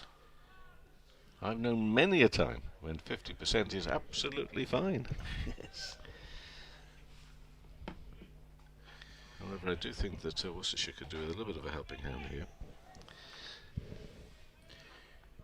Yeah, well, should be anxious to get these last 4 wickets and take the weather equation out of it. But at the moment they're coming up against some resistance, some attacking resistance. And it's way to hit the boundaries off Bamber last time. This time he hits it into the ground leaning back, and it's fielded in the covers.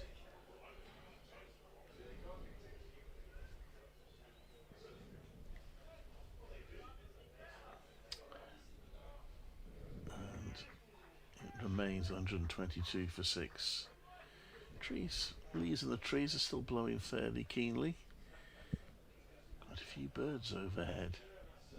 Oh, that means there's a storm coming, Clive. And they're gulls as well. These were on the Welsh coast half an hour ago. Here comes Bamber to wait, defends that one to mid-off. Issues of Warwickshire's over rate +4. Don't know whether there was any problem for Worcestershire. Schoolboy did have them at -1 for most of the Warwickshire second innings. Whether they managed to negotiate that -1 away or not, I don't know. It's +4 here. Yeah, that's right. Don't get 4 extra points, sadly.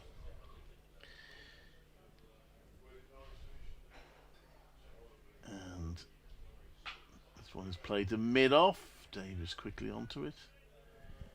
Another dive to try and stop it. Tidier over from Ethan Bamber. Still looking for his first wicket of the match, though. 122 for 6 Worcestershire. 77 overs still scheduled in the day. Oh, I see it's raining at the Oval. That's a shame. Good match. Well, it does. Well, it is. Yes, sorry, it is a shame, but maybe not for Warwickshire. No, absolutely. Being in such a strong position here. And Surrey thought all their troubles were on the road, not at home. But if they were to have played the full day, I'm still backing to get those 311 runs. Because that's a Surrey thing. Barnard bowls and nice forward defensive. The tone has changed a little here in the last few overs. But still, when you've only got 4 wickets standing and you're so far off the target, which they are, Worcestershire, it's not become relaxed in any stretch of the imagination. But it has just felt just a little bit different. But you just know that with the conditions they are, any one ball. But that is full and nicely played, and I'm going to give both these batters full credit for some good stroke play and attempts at some real solid defence. If Surrey draw and Warwickshire win, Warwickshire will remain behind Surrey. It will close the gap to 4 points. Well, Surrey will be second. Nottinghamshire, if they win, are going to be building a little bit of a lead at the top. Barnard onto his toes. Can't get it past the fielder this time. They're having to be a little bit more energetic out in the field looking as well at Warwickshire here, because they realise that they are conceding some runs. Again, not a great worry for them, but they've got to maintain this pressure, or try and maintain a pressure and a squeeze upon Worcestershire. It's wrong to say they were all over the place here, Worcestershire, but it was all scrambled because of quality bowling, the conditions, losing wicket. Barnard bowls again and again. That's the sort of delivery I'm talking about. I mean, that's just a wonderful ball, nice and full, just a little bit of seam movement away, but no bat on that. From Brooks, who remains on 20.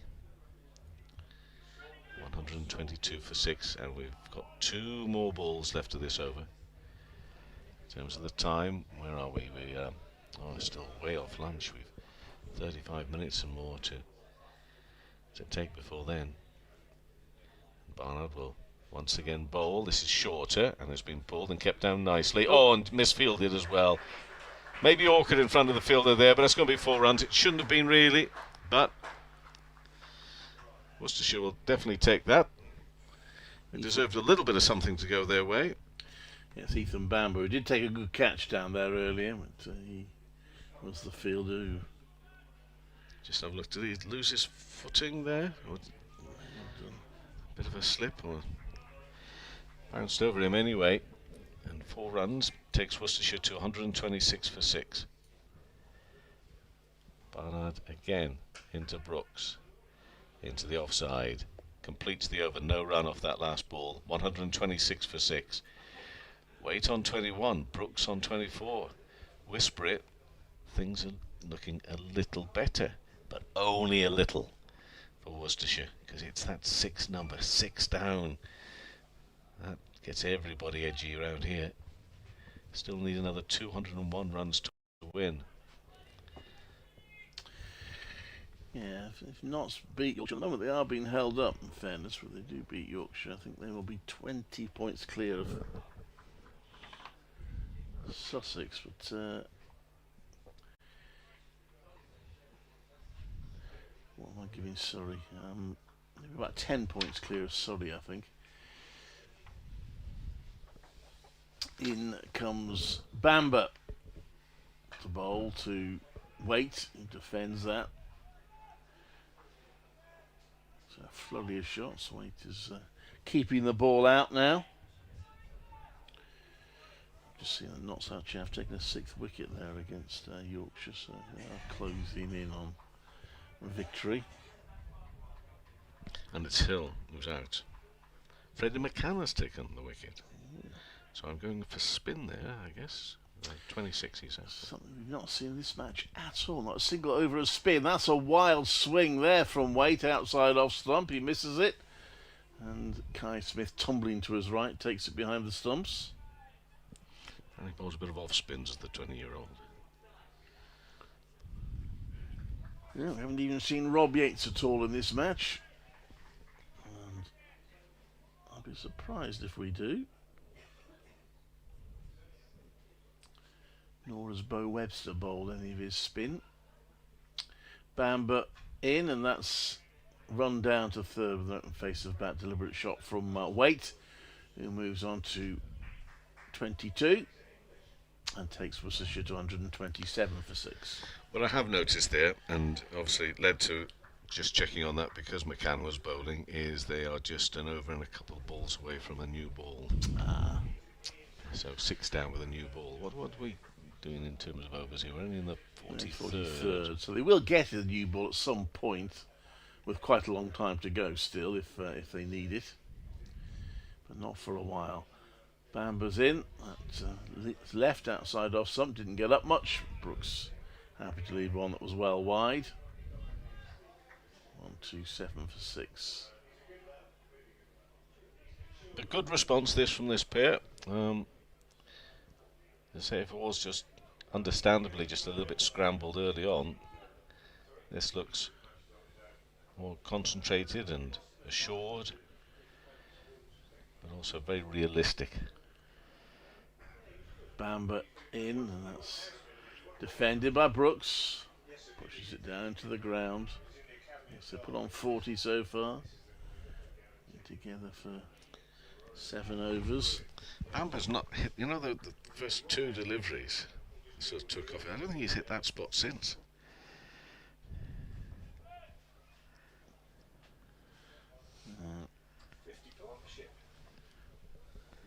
40.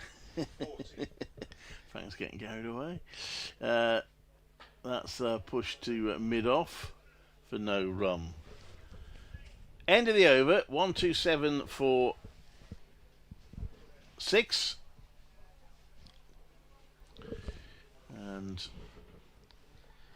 well, the requirement is now exactly 200, Kevin. Well, it is. As I say, I'm just being a bit wary of taking a look at that too much. I'm still looking at that 6 down at the moment. But things have changed just a little.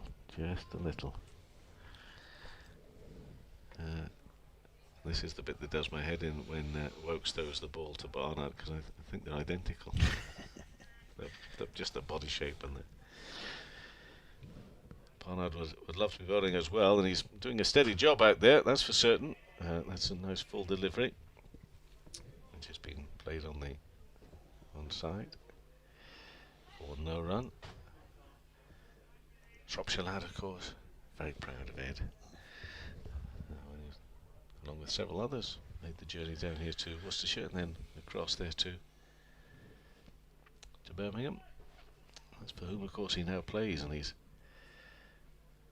powering in, and that's nicely hit. It's beautiful. When that ball is just over pitched, just leans into it. Terrific stuff from Waite. When we talk about good all-rounders, this fella's such a good cricketer. And that is quality shot there from Waite. Moves to 26 and Worcestershire to 131 for 6. Races along the ground. Not too far past the bowler, but it's at such speed. Batting with some confidence, isn't he?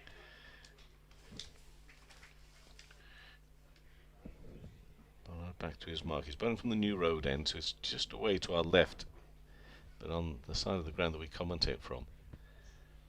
Right arm over and bat on that again, but just get a single here into the offside, and that takes him to 27 and takes Worcestershire up to 132 for 6. Getting to lunch, don't lose any more wickets, but at the moment very few alarm bells with any of these shots they're playing. It really has been very skillful and unbelievably finding timing, because that has not been at all easy over the last 3 days. Onto this 4th and final day. Down the leg side, clipped away, fine. That's another 4. A little shout of yes from a Worcestershire supporter. I'm guessing it's a Worcestershire supporter. Well, I was going to say a supporter as opposed to a member of staff, but either way, they'll be still a supporter. Thinking that's another sneaky one down the leg side, running away fine, but it's 4 more to the total. Worcestershire to 136 for 6. Got 76 overs remaining in the day, but that target to win 191. Oh, where can they get to at lunch? And then the afternoon session. Will it rain? Won't it rain? Let's hope for a good contest today as Barnard bowls and bat on that. They will have to scamper and make their ground quickly, if they do, for another single, which is appreciated by the home support. That is the 50 partnership. And at the time when this pair came together, it really did have a feel of bang, bang, bang, and off we go, but not to be. Not at this stage anyway from Waite and Brooks. Score at 137 for 6 now, with this 50-run partnership with this 7th wicket. Both of them keeping up with each other, really. But Waite is on 27, Brooks on 29. So Waite facing now, up onto his toes, punches again. Well stopped, have to be really quick. That's a nice piece of fielding out there. That's Rob Yates. Throwing himself down quick and getting up and getting that throw in, but they do go through for 1. And it completes the over. 138 for 6. Waite on 28, Brooks on 29. Frank's going to come in. It's changed just a little bit, Frank, but I shall say no more. There's a long way to go. Barnard, by the way, 7 overs, no maidens, 1 for 33. So it's only the second 50 partnership that Worcestershire managed in the match. They got a 50 partnership for the first wicket in the first innings between Jake Libby and Gareth Roderick, and it is only the fourth 50 partnership of the match by either side. There's been just the one century partnership, Tom Latham and Sam Hain putting on 109 in the first innings. If these two could turn this 50 partnership into a 100 partnership, it would start to get very interesting, Frank Watson. If they turn it into a 150 partnership, it might do, I think. But I think the other thing is that you've got to take into account is that it does look a little bit different when the two Chris's aren't bowling. Yeah. We're going to see Bo Webster into the attack now. That's not to say it looks easy. It just looks a bit different. Yeah. Well, not perhaps bowling.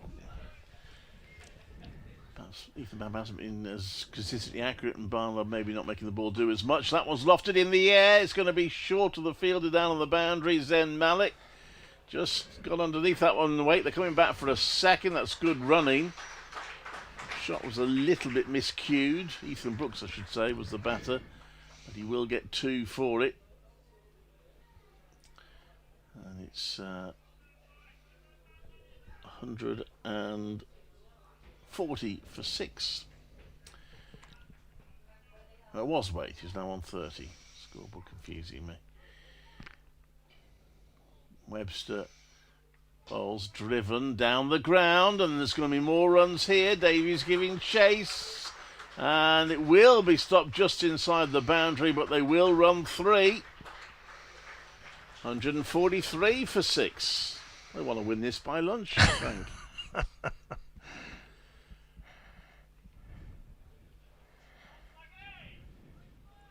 184 needed. Was the next target is to get halfway. Well, Warwickshire has been a recurring theme in recent years. They do sometimes struggle to finish teams off when they're in commanding positions with the ball. Still a long way to go here. One more wicket fairly quickly would completely change the picture again. Just 2 slips in place now.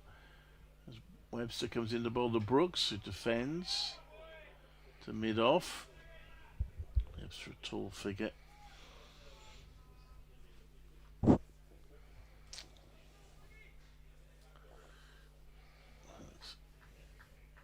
Certainly giving the home crowd something to enjoy. A few more people coming in. Obviously, excitement growing because more catering facilities keep opening. Webster comes in to bowl, and he's bowling to Brooks. There's no run. Start of the day, Dave Bradley was telling us all that there was only catering available in the Graham Hick Pavilion, but he's since announced 2 more catering outlets have opened. As Worcestershire try to make a fist of this. 143 for 6.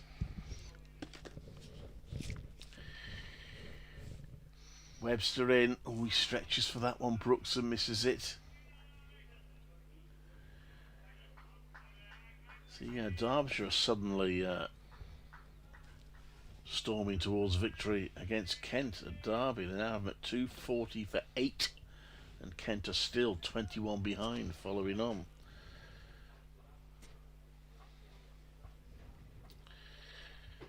Warwickshire's women made 133 for 9 in the end against Surrey. So that is, that's edge, but is it an inside edge? It's gone down to long leg for a single. Surrey 18 without loss in the second over, so still not looking great for Warwickshire's women, I'm afraid, in the County Cup, T20 County Cup semi-final. But here, Worcestershire 144 for 6. They need 183 more to win. Warwickshire need 4 more wickets, 74 more overs scheduled in the day. I'm going to make my quiz question a bit easier now. Oh, yeah. I said a few people have got the answer, so well done to them, but I said I'd give the answer just before lunch, and I will do so, but I'm also going to make it a bit easier. So, which Worcestershire batsman in 1983 became the first for 55 years to make 100 on first-class debut? And the additional clue, which makes it quite a lot easier, I think, is he also played for Warwickshire. So there you go. That's why I've tried to make the questions relevant to both counties for most of the week. And anyway, he also played for Warwickshire. So 100 on first-class debut in 83. First Worcestershire batsman to do that for 55 years. Also played for Warwickshire. At Frank Watson 58 on X. If you want to make a suggestion. A few people have got it right already, and I'll give the answer out shortly before lunch. Ethan Bamber is changing ends, yeah? Yeah, still wicketless in the game. Bamber, none for 33 in this innings. Comes in there to bowl to Brooks, who is forward and just pushing this one out on the offside. And there's no run. Not teammates at Warwickshire, Bamber and Brooks, because Bamber has only joined Warwickshire this year, but there is a connection because Bamber would have been a teammate of Henry Brooks, Ethan's older brother, last season at Middlesex when Henry, like Ethan, had left Warwickshire. So they knew each other, and they will have met, I'm sure, before today. Bamber is in, bowls, and Brooks drives nicely off the back foot for 4. Through the covers, beats the diving Rob Yates at extra cover. And a nice shot from Ethan Brooks, who continues to do well against his old club. Made only 12 in the first innings, but picked up a couple of wickets in the Warwickshire first innings, and now moves on to 34 with Matthew Waite on 33. They're restoring a little bit of pride for Worcestershire this morning after the 4 quick wickets went down in the space of just 10 overs this morning. Bamber once again is in and bowls, and Brooks is forward and pushes into the covers, and this time Yates is able to stop the ball in the ring, and there's no run. So Rushworth and Wokes again are the men who have done the damage here, although Ed Barnard has also chipped in with the wicket of Rob Jones. Men out today: Roderick 37, Kashif 17, D'Oliveira 3 and Jones 10.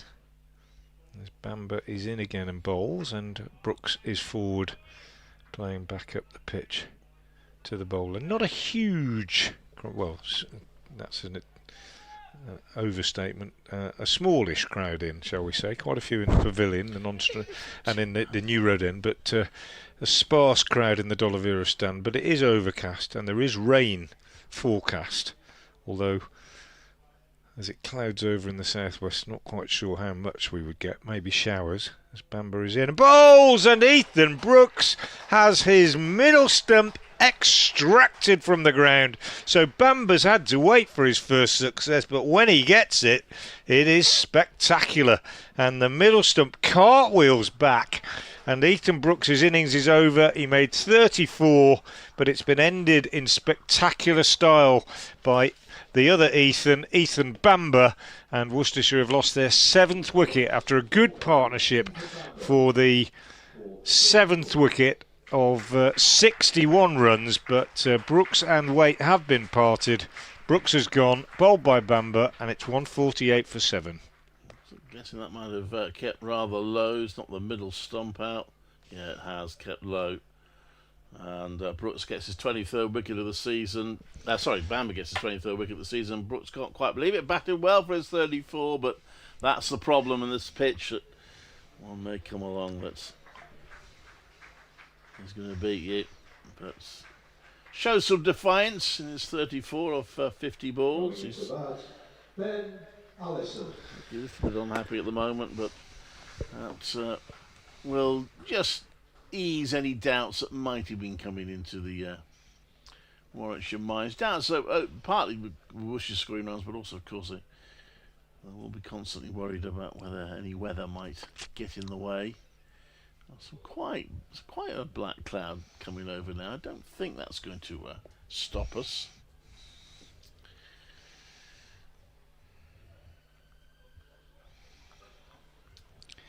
Well, as you say, just when you thought Worcestershire were getting a little bit of a foothold, the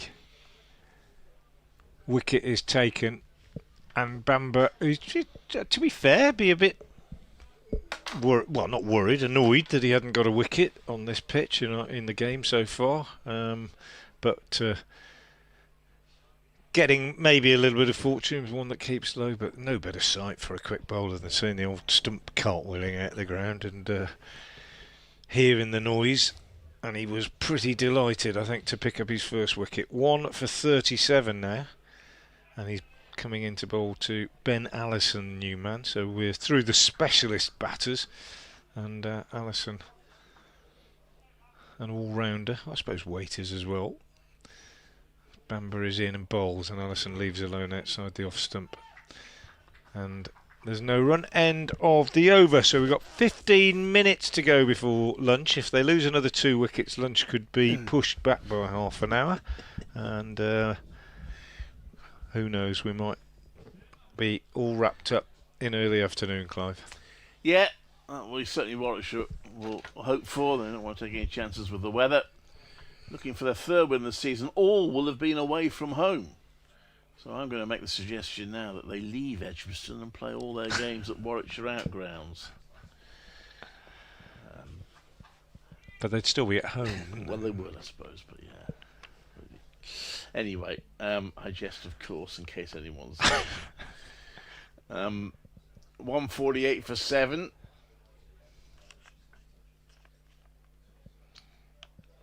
And it's by Webster.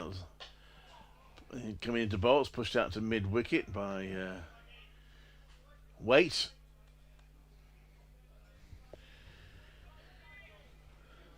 Derbyshire have won by an innings and 14 That's runs. quick. Blimey.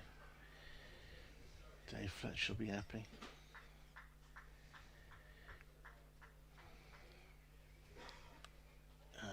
That's a good win for them, that, isn't it?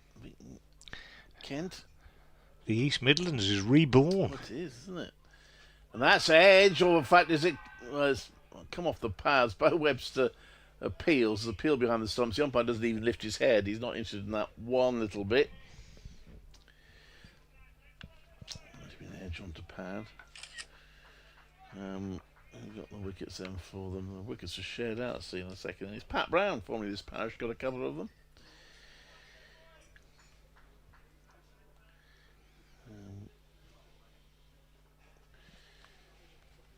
Webster is into bowl. Oh, it's a wild swing at that one from Waite. And it's hit him somewhere on the body, I think. And he has got through for what is termed a leg by. I'm not sure it was very close to his legs. 1 run.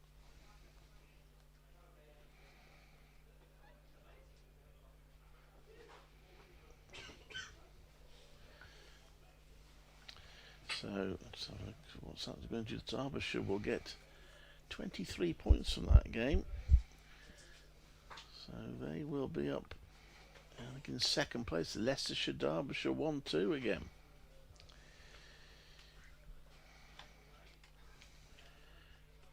So right arm over, that's played, there's no run. Well, interesting battle in the second. Kent's struggling, actually. They really are struggling. That's their 4th defeat of the season. And they could well finish the day bottom of the county championship. Oh no, actually no. They may be ahead of... They're very level with Lancashire. How many points, batting points did Kent get? Let me just check that. That one is defended. There's no run. Oh no, they did get a couple of batting points, so they will be ahead of Lancashire. Poor old Lancashire.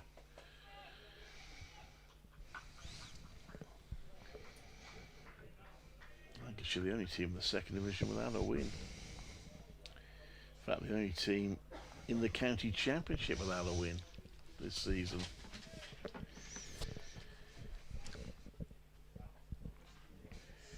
Allison facing. Webster comes into bowl. Oh, that one is a good looking shot. Seemed to keep a bit low, but it's again quickly turned down.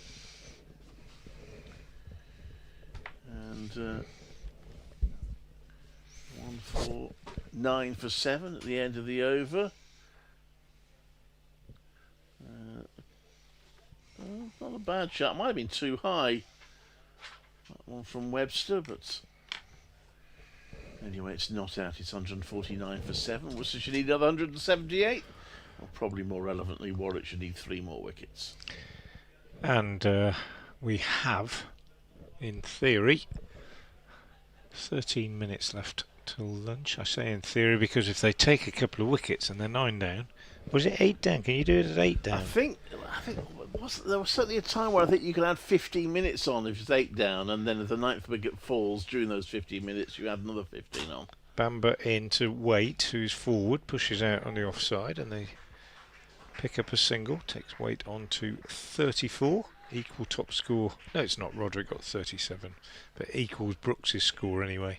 And the 150 is up. There was a tiny little ripple, just a ripple of applause from the Worcestershire supporters to greet that milestone. But there's a pretty grim mood around New Road, isn't there?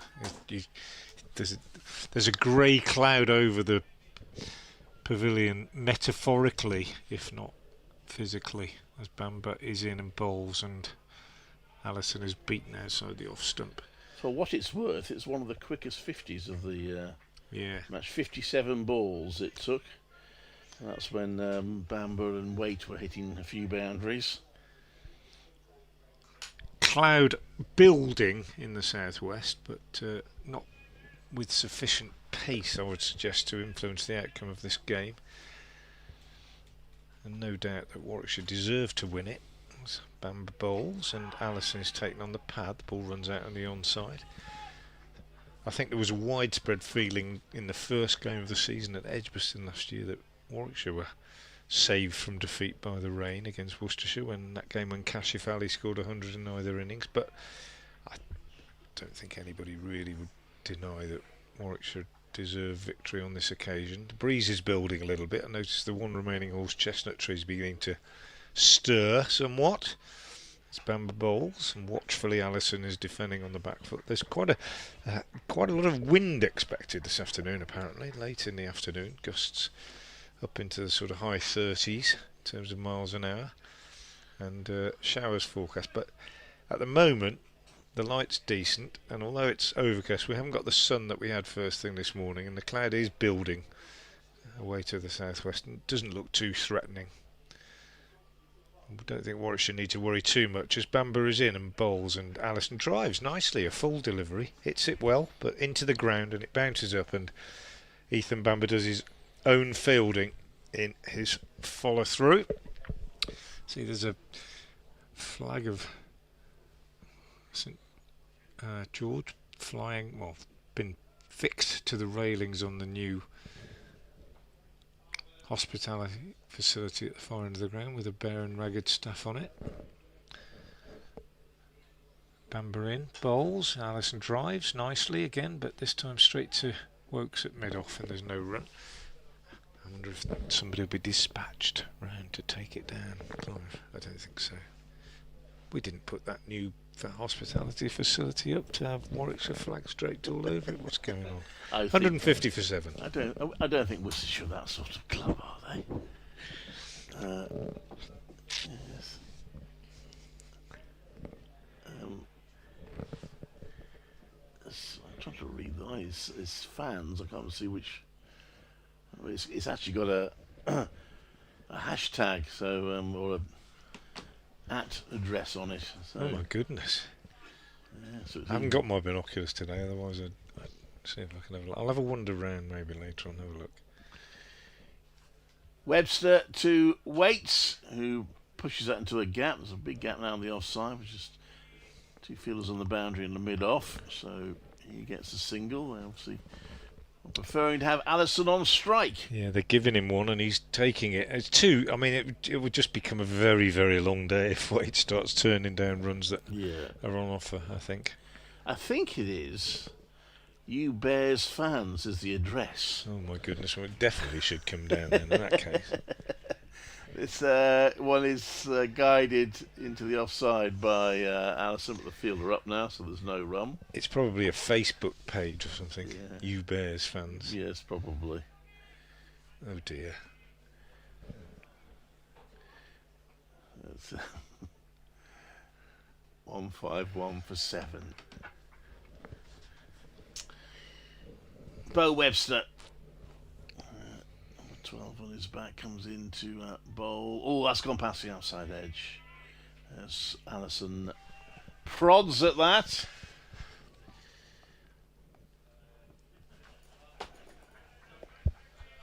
And the score remains unchanged. Webster to get a couple of wickets towards the end of the Worcestershire first innings.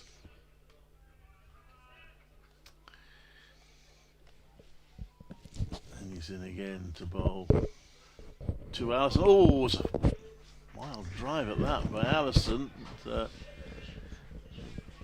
Kai Smith takes a tumbling stop behind the stumps to his left. Him taking the gloves in mid-match does not confuse things, because he is going to be credited, I suspect, with the catch in the official figures, even though wicket-keepers are normally counted separately. But he hasn't got a wicket-keeper signed by his name. He has in my book. Yeah, no, he has in mine, or in my head at least. That one is driven to mid-off, and it's a single by Webster. But he hasn't on the pages that you have, so he's probably going to. I mean, I count the catches, and I won't credit him with. Well, I will credit with him, but as on the wicketkeeper column, rather than the catches column.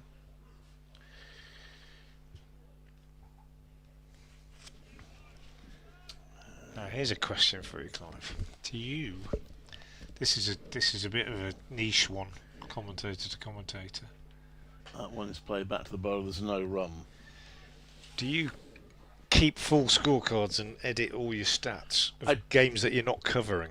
I don't keep the scorecards. I do keep certain stats, which I do. I normally actually do the whole championship. I haven't done that this season because I didn't get round to starting it. And once you don't get round to starting it, you're a bit lost. But I have in the past kept those sort of stats. I keep stats for Warwickshire, including catches, so I can tell you, for example, that was Smith's 16th catch as a wicket-keeper. He hasn't actually got one as a civilian so far. Whoever begins, Ethan Bamber. No, I was just talking about it strikes Allison on the pad with this one, pops out on the onside. Just talking to Kevin Howard about a comment of his that had been put onto the live text commentary on the BBC. Okay. So I'm going to give the answer to the quiz now, because I said I'd give it just before lunch, and I haven't had any more guesses. So, which Worcestershire batsman scored 100 on first-class debut in 1983 and became the first batsman for 55 years to do so? And my additional clue was that he later went on to play for Warwickshire. Bamber in again, bowls, and this is played down on the offside by Allison, and there's no run. And the answer is David Banks, who is well known in these parts, Birmingham League player and groundsman, and played for various clubs in the Birmingham League, West Bromwich, Dartmouth, latterly Old Hill. Brief stint as groundsman here, of course, in recent years. But it was he, David Banks, he of the flowing red locks, who made 100. I think it was against Oxford University in 1983 on debut. Bamber in again, bowls, and this one is nicely played by Allison, just worked away on the leg side. Picks up a single as Alex Davies runs across from mid-on to do the fielding. Warwickshire having to be patient, having made early inroads this morning. 2 in 2 balls to send back the overnight pair of Gareth Roderick for 37 and Kashif Ali for 17. I'm quoting you poetically, Frank. Oh, really? There's a pretty grim mood around New Road, a grey cloud, metaphorically, if not physically. There you go. Once an English teacher, always an English teacher. His weight is taken on the pad by Bamber, and the ball flies off the pad into the slips. There's an appeal for LBW. Umpire Chantry not impressed on this occasion. Just having a chat with Alex Davies now, possibly saying You'll get one more over in before lunch. See if you can get one more out and we can stick out and have the afternoon off. Tee off time at 3 o'clock. If you want to follow what's going on, all the games around the country, of course, it is on that County Championship live page. Gideon, Matthew, Paul and Harry are in charge today. Plucking out the literary gems as Bamber bowls, and Waite just steers this one down to third man. Takes a single. One ball left in the over. One more over after this before the nominal lunch, which is set for 1 o'clock. It's 154 for 7. Waite goes to 36. So I mentioned Roderick being out for 37 and Cashew for 17. They were followed by D'Oliveira for 3, Jones for 10 and Brooks for 34. The last two giving success both to Ed Barnard and Ethan Bamber, who comes in now to complete the over. And bowls, and Allison is studiously forward and pushing out into the offside. And there's no run. End of the over, 154 for 7. Yeah. Can Worcestershire take it to lunch? Who knows what might happen weather-wise in the afternoon. They are not beaten yet, Worcestershire. Bo Webster to continue from the Diglas end. The bottom part of that terrace is quite full, the bar there. That one is turned round to mid-wicket, there's no run.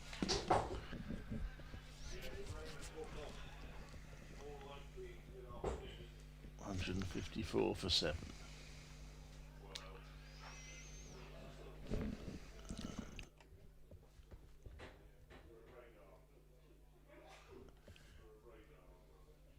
Two slips. And that one is turned round. I think it's come off the pads. It's gone down to fine leg. I know maybe got a bit of bat on it. Umpire doesn't look ready to signal leg by. So it'll be a run. One run there. I'll do one more ball, Frank. I just heard you say you got a 1 o'clock piece to do, so I've got to do the same.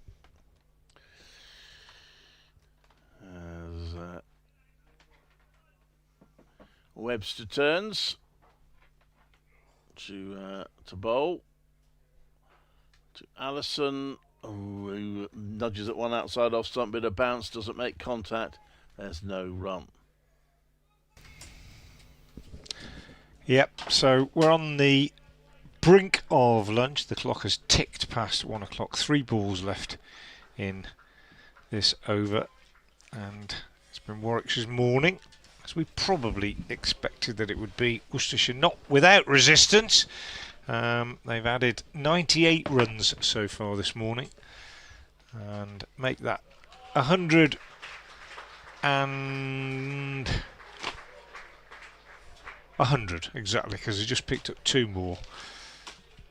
Then Barnard chasing that one down, back foot punch by Ben Allison, and just brings him a couple. He's played pretty well so far, Allison.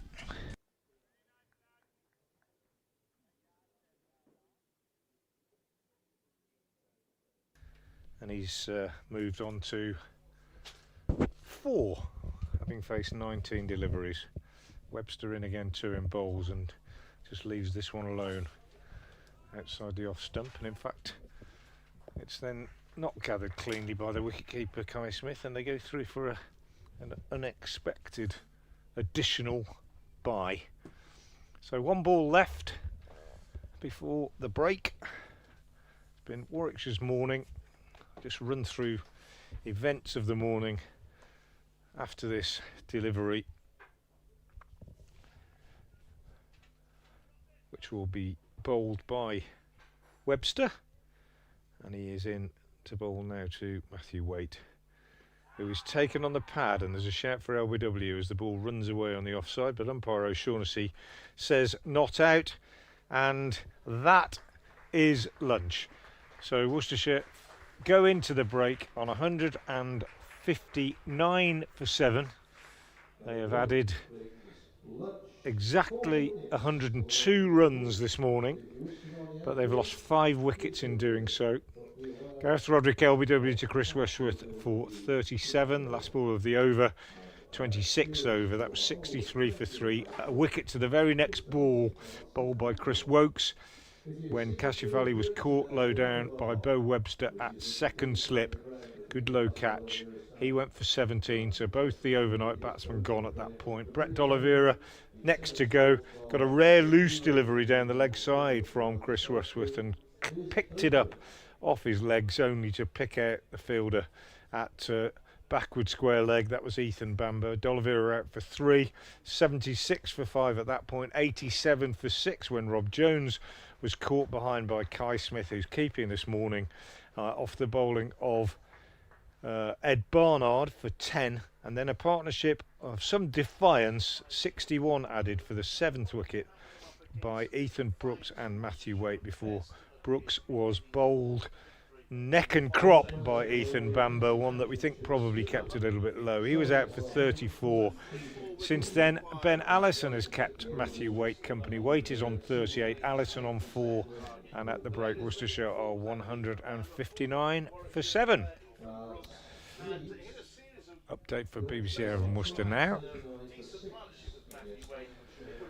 Lunch being taken, with Worcestershire staring down the barrel of defeat. They are still 167 runs behind Warwickshire, and they have lost 5 wickets this morning. 159 for 7 at the break. Some defiance from Ethan Brooks, who made 34, and Matthew Waite, who is currently 38 not out, but 5 men out this morning. Gareth Roderick 37, Kashif Ali 17, Brett D'Oliveira 3, Rob Jones 10, and Ethan Brooks for 34. Excellent bowling from Warwickshire.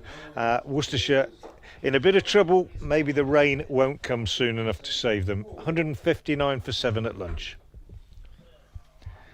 And just time for me to give you the bowling figures before we go. Chris Wokes, 13 overs, 2 maidens, 2 for 44. Chris Rushworth, 13 overs, 2 maidens, 3 for 23. Ethan Bamber, 14 overs, 3 maidens, 1 for 40. Ed Barnard, 7 overs, no maidens, 1 for 33. And Bo Webster, 4 overs, 1 maiden, no wicket for 12. At the break then, Worcestershire 159 for 7. Still 167 runs in arrears. And when play resumes at 1:40, we will be back here to bring it to you. Until then, thank you for being with us.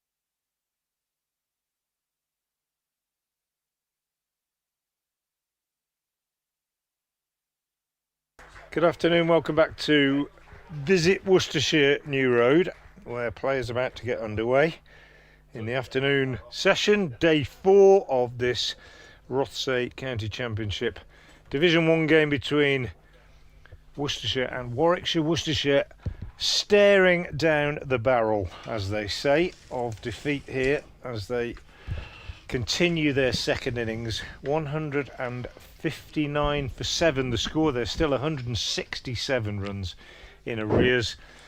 Matthew Waite is the top scorer in the innings so far. He's on 38. Ben Allison is on 4. And Chris Rushworth will take up the attack for Warwickshire from the New Road end. His figures already a very impressive 13 overs, 2 maidens, 3 for 23. And Chris Wokes, his partner in crime, I think will probably be bowling at the Diglis end. He has also been in the wickets in this innings, 2 for Wokes. Rushworth in, bowls outside the off stump, left alone by Allison. And the other successful bowlers, Ethan Bamber, 1 for 40. And Ed Barnard, 1 for 33. Worcestershire lost 5 wickets in the morning session. They began the day at 57 for 2. Went into lunch at 159 for 7, which is the current situation.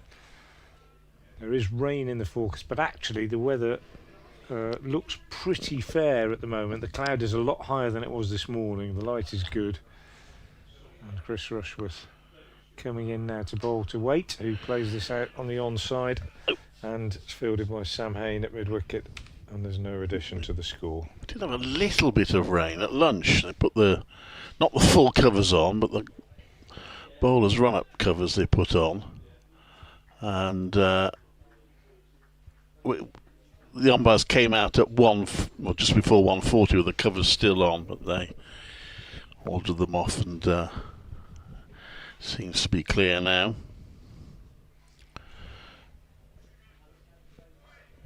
Had a little hold up in play because I think one of the umpires found something maybe that had been dropped by a spectator during the interval where they were allowed out on the ground, and he just gave it to Chris Wokes and asked him to just go and drop it off over the boundary, whatever it was. His Rushworth in, bowls down the leg side. Waite leans inside it, tries to tickle it away for runs, but made no contact, taken by Kai Smith, moving across to his left. It's quite a thriller for Warwickshire's women in the first semi-final of the T20 County Cup. They had looked likely to lose that for much of the game, but they're right in it now. Surrey are 124 for 7. They have 8 balls left, and they need 10 more to win with 3 wickets in hand. Got a good chance then, I thought. Rushworth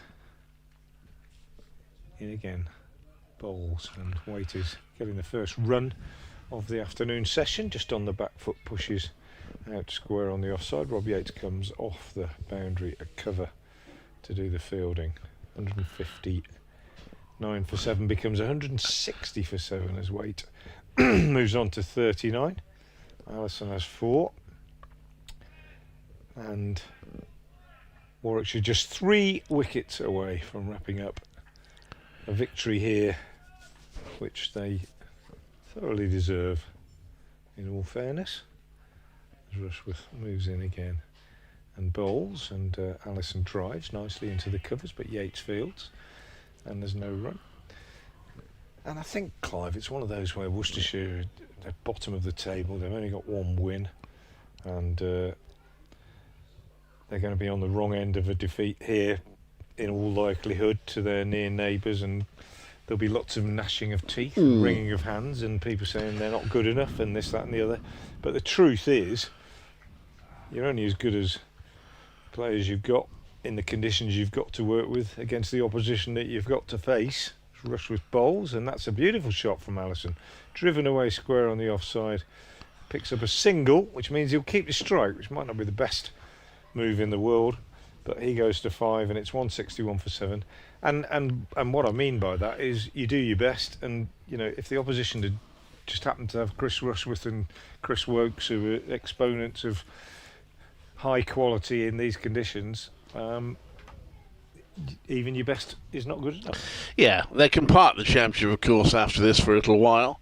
So we go to T20 blast mode. And the win against Essex, the previous game, does at least ensure that they are not going to be completely tailed off, as it looked like they might be a couple of games ago. And who knows, can they still somehow save this game? They probably need some help from the weather if they're to do it, because asking to bat out another 67 overs would be a very big ask. No, I don't think that's going to happen, is it? Well, batted 52 overs so far for the first 7 wickets. They batted 200 overs at Taunton to save the game, but that was on a different surface to this. And Chris Wokes will be bowling to Ben Allison.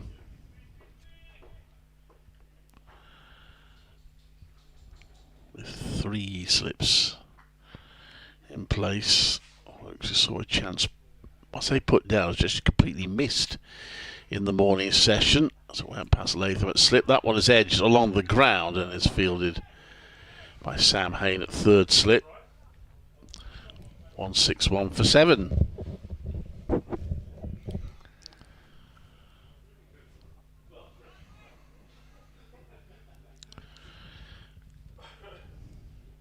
Wokes will play for the England Lions next, or soon, and preparing for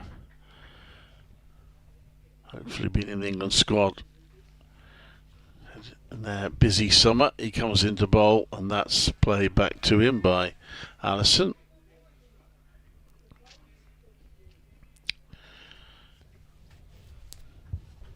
It's 161 for 7.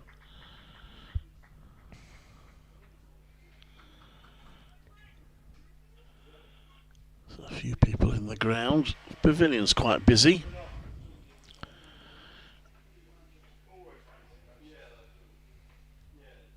And Wokes bowls. It's turned to mid-wicket where it's fielded by Zen Malik. He's had another reasonable game, Zen Malik, and that cameo, particularly in the first innings. He's got brisk 32.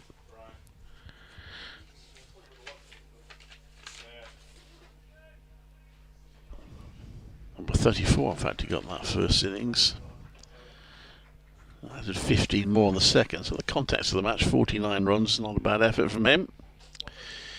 Wokes bowls, and that is caught behind, is it? He's out anyway. Whether it's caught behind or LBW, I'm not entirely sure. Behind, I think, caught behind. But Allison goes.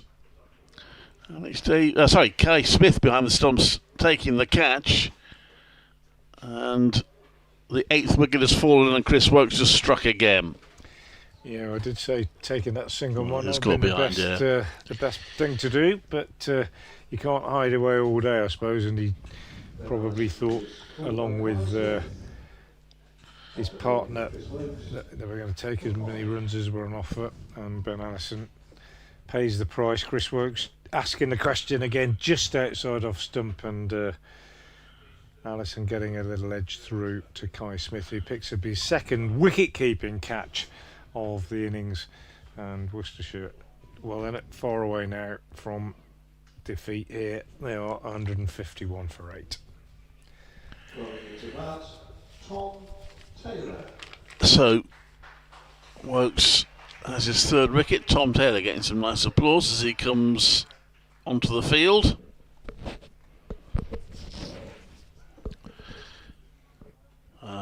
Disappointment, I'm afraid, for Warwickshire's women. They have lost in the end. 2 balls to spare. Sorry, got to their target. They made a fight of it, Warwickshire, from first a difficult position with the bat when they were 6 down for 65 odd and fought back. And then they fought back somewhat after Surrey got off to a good start. But sadly, from a Warwickshire point of view, they haven't quite been able to get over the line. And Surrey will go through to this evening's final, which you can hear on BBC Sounds. 3 for 25 for Hannah Baker in the Surrey innings.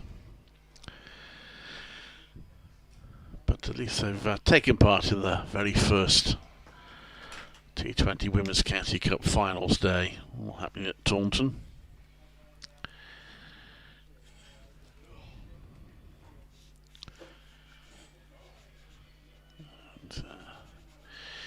Nottinghamshire are a step closer to victory. They have Yorkshire at 244 for 7. And Essex Surrey are a step closer to a draw because they haven't got back on at the Oval due to rain, although it does say they're planning to restart about now. Wokes to Taylor. And that one bounces a bit, gets him quite high on the bat as he plays it down into the ground. Might have just, he's taken his glove off and jarred his hand or hit his hand. There have been a few blows. Barlow was telling me the batting gloves these days are pretty good, so he was struck on the hand a couple of times, but no actual damage done. But yeah, he's a bit concerned here, Tom Taylor. I think he's gone to have a chat with his batting partner. He's popped the glove back on. He's just waiting for the stinging feeling to go.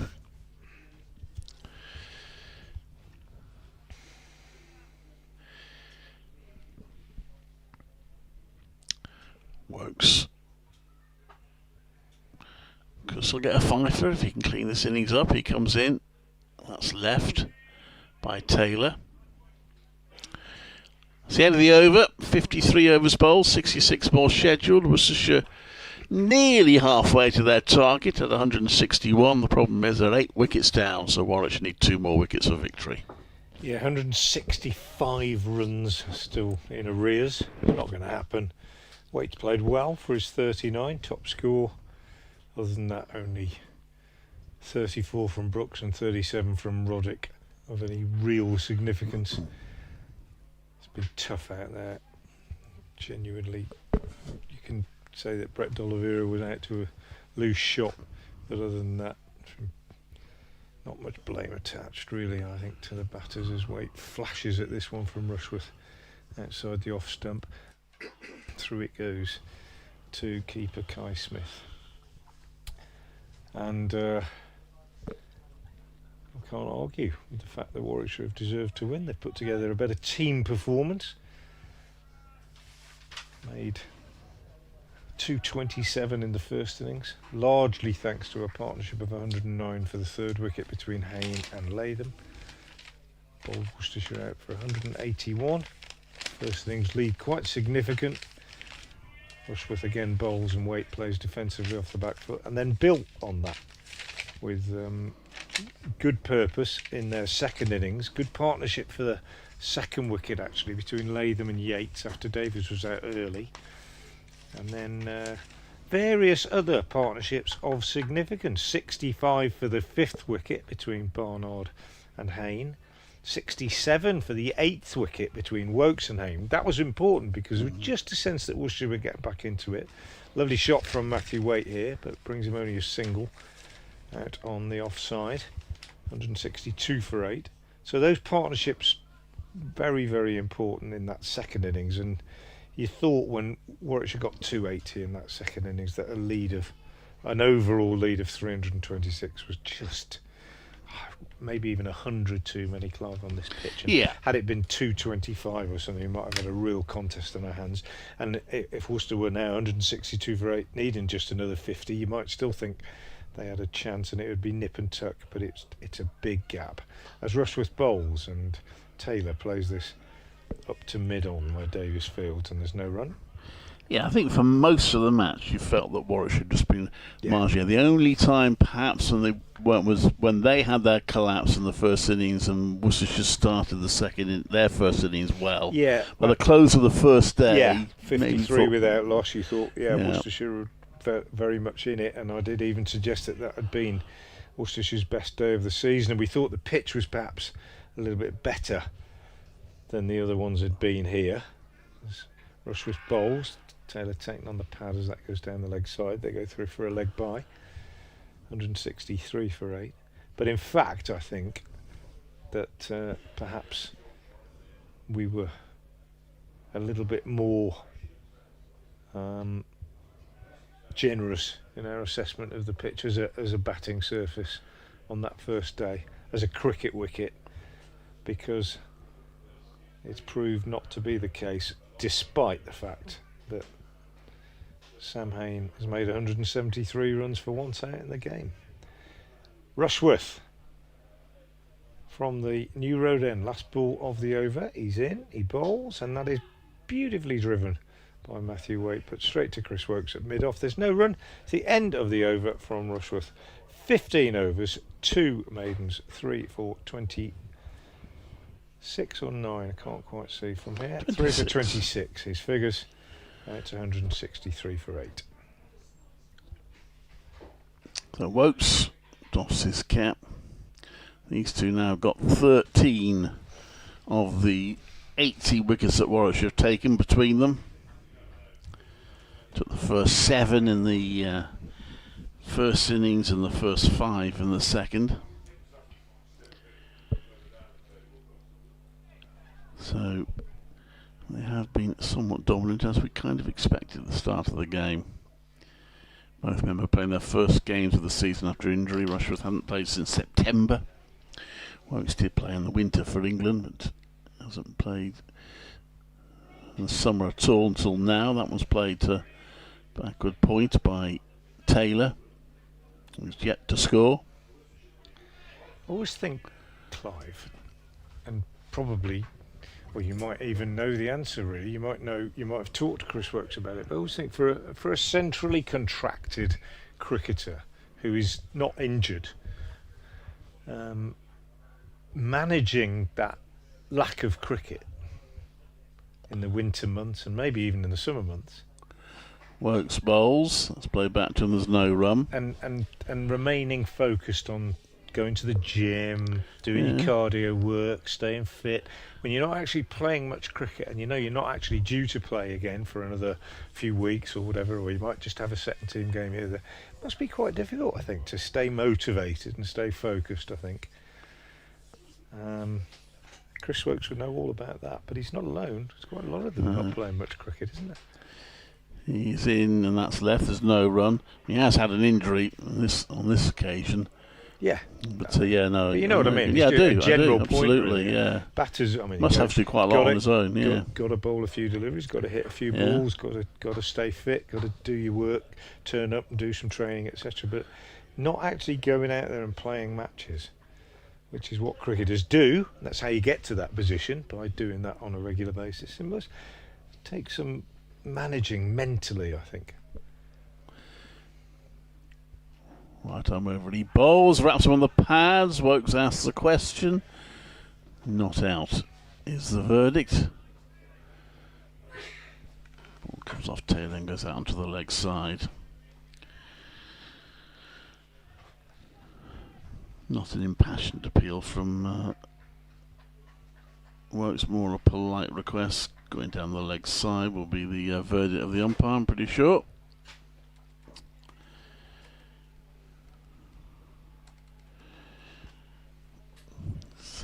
Wokes is in. That comes off a bit of an edge, goes down to the ground and is fielded in the gully area.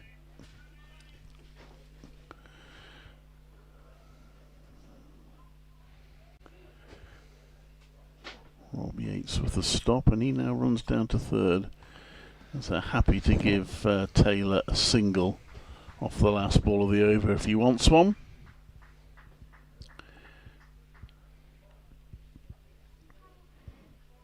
Haven't quite scattered to all corners, but 4 fielders have gone back to the boundary to give him that chance. And in fact, he plays and misses at one outside off stump, so he'll stay where he is, 163 for 8. Yeah. I suppose Warwickshire fielders now thinking about Rob Yates just standing down here in front of us. Unlikely to have a bowl. Probably just knows that the innings is going to end fairly shortly and could be back home by about tea time. Wonder what we'll do with the rest of the day, and I'm sure quite a few of the Warwickshire players will be thinking along those lines. And it's nice to wrap up a win away from home and not have to have a really long journey back, I would imagine, as Rushworth bowls and Waite takes a single off the first ball of the over, 164 for 8. You know, if you wrap up an early win down at Canterbury or something, and you've got an afternoon on a coach on the M25 to look forward to, bit different here. I recall one at Guildford where they beat Surrey with a day to spare, but they were travelling on a team bus, and the bus wasn't So they going to stayed come down. to the following day, so they had to stay. No, that happened to Worcester at the Oval last year as well. But here they'll be just in their cars and back home by tea time, probably, most of them. Barring a miracle, Rushworth bowls, left alone outside the off stump by Taylor, taken by a diving Kai Smith, moving away to his right. But yeah, it's part of the job.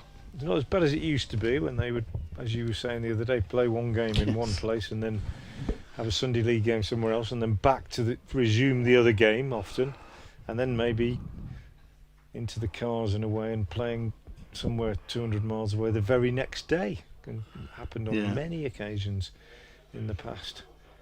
As Rushworth is in and bowls and flashing at this one outside the off stump. Taylor misses it. Kai Smith takes. There's no run. Well, it still sometimes happens with T20, doesn't it? I'm not. And the players complain a lot about the schedules. One area that I do have some sympathy with them is when sometimes they'll get back. It happened to Warwickshire, I remember.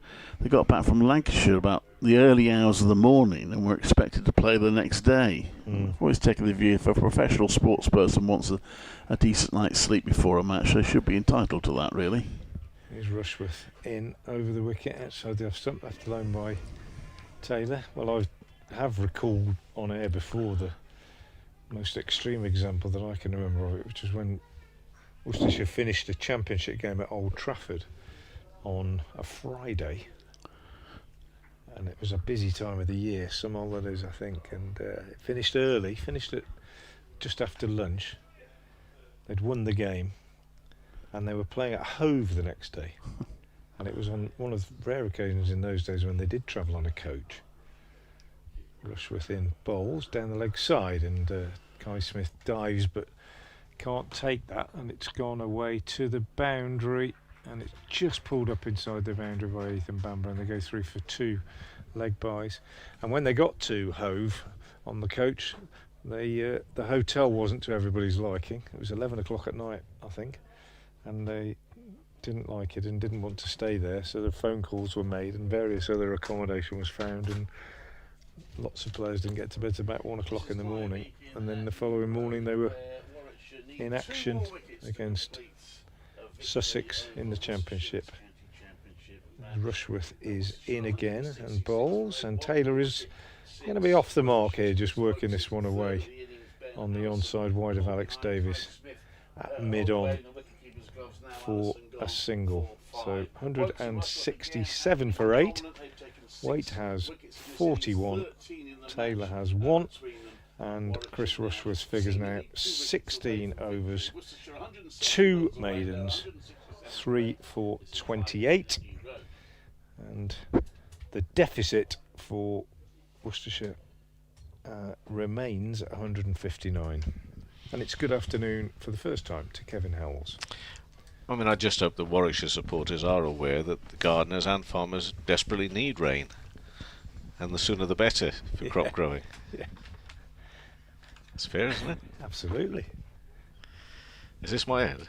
Wokes Yeah, in you can have bowls it. and I don't know. It's through to the keeper. I think it's Clive. Is it me that should be off now? I think, isn't it? Oh, Or is it lads, not? don't fight over it. I think it is. Don't fight over it.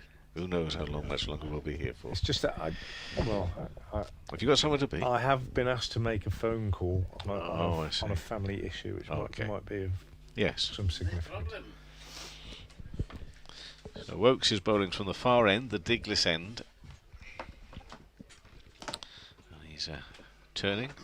Just comes out behind the pillar here and in bowls and drives, but defensively up to Alex Davis, who takes a suspicious look at the ball and then hands it back. So Wokes is into his 16th over of this innings, 3 for 44. Been a joy to watch from a neutral's point of view, as well as a Warwickshire supporter's point of view, and England supporters' point of view, I guess. Good to see him back and bowling and performing as well as he has been, but all the same, tough going for Worcestershire. And Wokes Bowles now just clipped away and beats the fielder there. That's going to be 4 runs through mid-wicket. Not too sure how close it got to a catching opportunity. But he will say he placed it perfectly, which he did. And the score will move on to 171 for 8.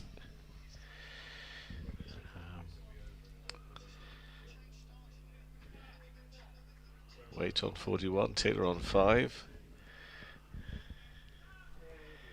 3 slips, it's breezy. I mean, it really is billowy breezy now. You can see in the trouser legs of the 3 slips as they go down, and Yates down in front of us as well. That's through to the keeper again. That's an annoying, frustrating time for the bowlers. Just 2 more wickets. That's all we need, they say. Just 2 more wickets.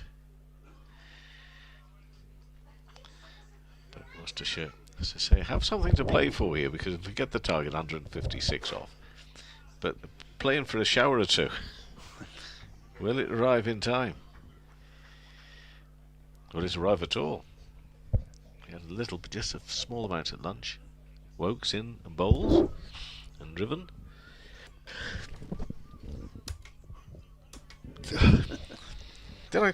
Did you capture the sneeze live on there? I think we might have got a bit of it, yeah. Oh, sorry about that. So everybody listening knows that the germs passed on to them. I tried to switch the microphone. But Taylor is on 5. We've seen that 4 through the leg side, and he's still facing. He's faced 20 balls so far, and Wokes is in and bowls and very nearly gets an edge, goes forward to that. Didn't seem to know a great deal about it, but casually carries on about his business because he's not out. 171 for 8. Waite on 41. Taylor on 5, and Wokes has got through 16 overs, 4 maidens, 3 for 48. Sounds like you're checking on the Eurovision Song Contest there, Clive. No, I was just trying to confirm to myself that I'm not needed for for reports in the afternoon. Oh, I see, right. So I did at 2 o'clock, knowing that I don't think they're going to take it, but I've now just checked. See, that would frighten me slightly if I'm listening live on air to see if I'm needed for that 30-second gap where there was nothing appeared. Oh, that should have been me.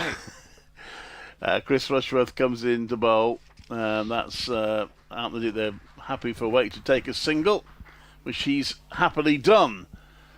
And he's on a decent score, 42, 172 for 8. They're more than halfway there, Worcestershire. Although, unfortunately for them, Warwickshire are 4/5 there. Who knows? Warwickshire did endure a record 10th wicket stand against them a couple of games ago, albeit in rather different conditions, against Surrey. There's Rushworth bowls, that's left, there's no run. And they seem to give themselves a chance of beating Surrey despite a difficult pitch to get wickets on until Ben Folkes and Fisher put on 159 for the last wicket, the highest Warwickshire have ever conceded for a 10th wicket. Well, they don't even have to put that many on here, Worcestershire, to win the game. Rushworth bowls left, taken by Smith. I was saying to Frank, it's going to make a mess of the stats, on websites and things. About the keeping. Yeah, because Smith's he's not down. He's not got the wicket keeper symbol by his name. So I suspect his 2 catches will go down as fielding catches rather than wicket keepers catches. Do you to know? my notes, but Yeah, I think there'd be more across it than that one. I don't know. Rushworth into bowl. That's left. There's no run. It's a sort of note. Let's have a look at this NV side. There's the sort of thing that sometimes you'll see notes made that talk of such things. Yes. I shall have a look myself whilst you have a look around. Well, Rushworth, who now has 7 wickets in the match, comes into bowl, and that's pushed out to the offside for no runs. See, on something's called NV Play, I don't see that's advertising or what it is, I'm not too sure about.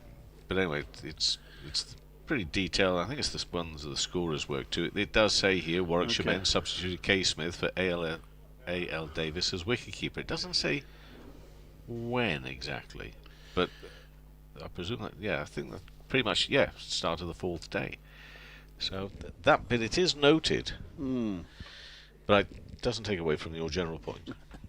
Rushworth bowls, and that's pushed out to the offside for a single by Taylor. 173 for 8. It's not quite the same thing, but it just reminds me of an incident when John Potter, the erstwhile Yorkshire scorer for many years, Still is. Yes, I know. I always lovely to see him. But he was telling me there was a game which I was covering, a championship game, where a Yorkshire bowler pulled up after 5 deliveries, and rather than call another bowler on to bowl the last ball, David Bias just bowled it himself. He was a skipper at the time, and Johnson said, that means I've got to now get his name in among the bowlers. It made an awful lot of work for him just because he bowled that one ball. Wokes in the bowls. Oh, very nearly gets an edge. Very nearly for Taylor, who's there on 6. Well, those two, probably too much detail here, but those two, of course, used to travel a lot together, because they lived in roughly the same part of the world. So if it was post an away game, I don't know if it was, and the captain David Bias had a long journey home, Potter would have made that a journey of some misery, creating such a thing. Wokes bowls down the leg side. Keeper can't grab hold of it. It slows up, actually, running towards the boundary. He's got to pull up just inside, and they will get 2 runs. The other thing John used to complain Rushworth about, it is, with a tidy footwork there. Sorry. The other thing John used to complain about was the line, didn't trouble the scorers for about they got naught. He said that caused no end of trouble. Batter got naught. He's not happy with that, no. We could spend most of the afternoon going through some of the things that John's not happy with, but he is a very firm favourite and wonderful company. Wokes, meantime, here for Warwickshire. That's a lovely play shot, that, through mid-wicket. Terrific work from Taylor. Is that going to get to the boundary? Yes, it does, and over it goes. I don't know if it's that rain, but the ball not quite racing along the outfield as perhaps it once did. But anyway, it's 4 runs. He played a lovely shot, Taylor. Takes him to 10 and takes Worcestershire to 179 for 8. I think it has been quite a slow outfield. Is it? Okay. Well, there was only. I'm thinking of the incident when Sam Hain hit one down in front of us, and stood and watched it, and then realised that it wasn't actually going to reach the rope. And it wasn't that it was pulled in; it actually stopped in front of the rope. There's a cup on there now. It looks like it's come off from the press box as well. It's blown onto the ground. Are you sure it's not yours? It might be. I threw mine out a minute ago. I thought. Next delivery, full-length Yorker from Wokes to Taylor. Kept that out. I think I can say, like they do at those takeaways places. What's your name place? I think it's got Clive on it. I can see. Yeah. Or does it say Cliff? It's one or the other, Cliff or Clive. So if the ball hits that, do Worcestershire get 5? Well, maybe so. It'd be nice if it sort of just rolled in just inside the cup, wouldn't it? What excellent fielding from the cup. Wokes bowls and forward defensive from Taylor to the offside and no run. Well, there was that Edgbaston Test match, wasn't it, when a ball landed in someone's cup of beer? Yes, there was, yeah. Not as good as Trotty's pocket. No, which indeed. Still remains my favourite. Pretty much because Trotty had no idea, seemingly, for a little while. It was in his pocket. No one knew where the ball had gone. He was fielding it short leg. Joe Denley was the batter, I seem to remember. Wokes to his mark again, running from right to left in front of us. And in the bowls, use of the feet from Taylor, just goes forward by a yard and then allows that through to the wicket-keeper. So that's another over gone by, of which there are only the 60 remaining for Worcestershire to worry about. But who knows with the weather? Yeah. It throws an interesting aspect here. 179 for 8 is the Worcestershire score. They still would need another 148 to win. Waits on 42, Taylor on 10. Seen some fine striking of the ball at times, but this is a battle. And a change of bowling here, announced by Bradders. And it'll be Clive to talk about Ethan Bamber coming back into the bowl here. Now the trouble is, Rob Yates very dutifully lifted the cup up and took it back over the boundary, but he hasn't taken it very far, and it's going to blow back on again. It is, yes. It was a bit short-sighted there from Rob, because the bin is only here. Although it says non-recyclable in that bin, so perhaps they took a look at that and thought, well, can't put it in there. Because that is definitely a recyclable piece of. Ethan Bamber finally got his first wicket of the match during the morning session bowls, and that's guided out into the offside for a single by Waite. Moves on to 43. Bamber actually took a bit of stick from Waite in 1 over. That was bowling from the Diglis end, and switched to the New Road end, which worked well because he got the wicket.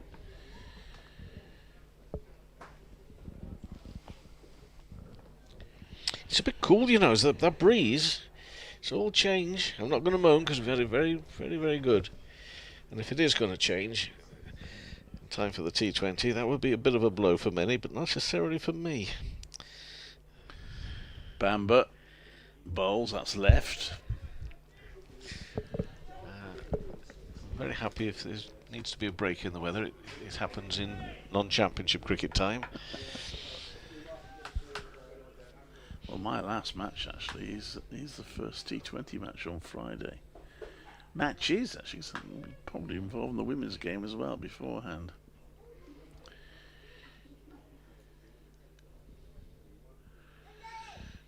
He's not been happy with this ball for a little while, is Alex Davis, the captain, and he's thrown it to Jack Chantry, who's going to have a word with his umpiring pal out there, and they're going to do the whole. Let's see if we can go through the ring here.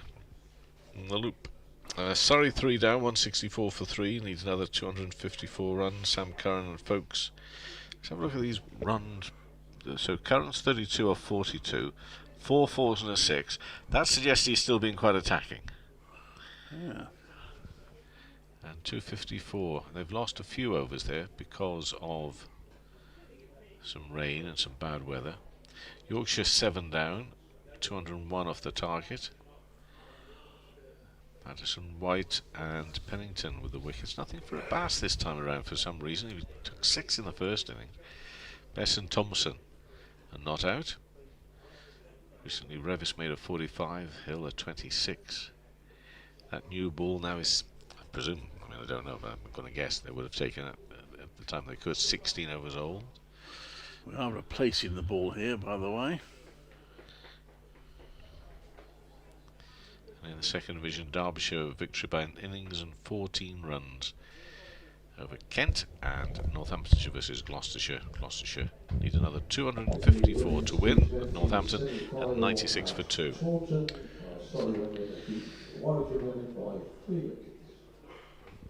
What did he just say? He was just giving out the result of the Women's County Cup semi-final. Oh, so Surrey women win, wasn't Surrey women beating Warwickshire by 3 wickets. Right, so they've got their way. Bradders doesn't want Warwickshire fans to be too happy tonight. No, but he probably thought long and hard about it, whether to read it out or not, and thought, well, it's public information.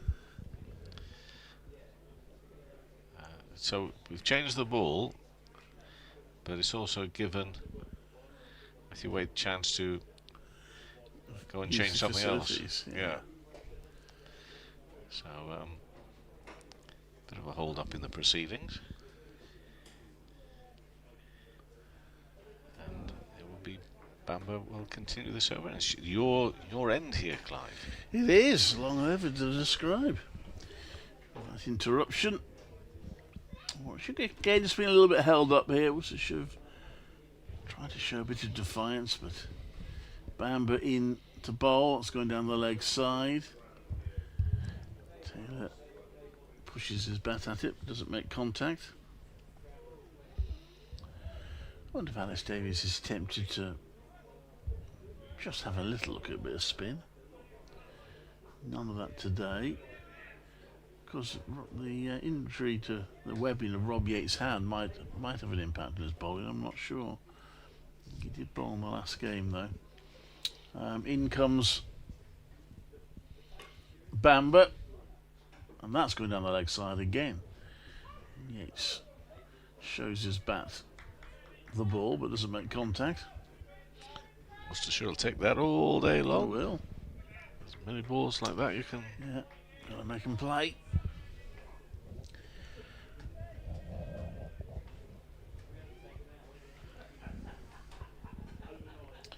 Bamber powering in again.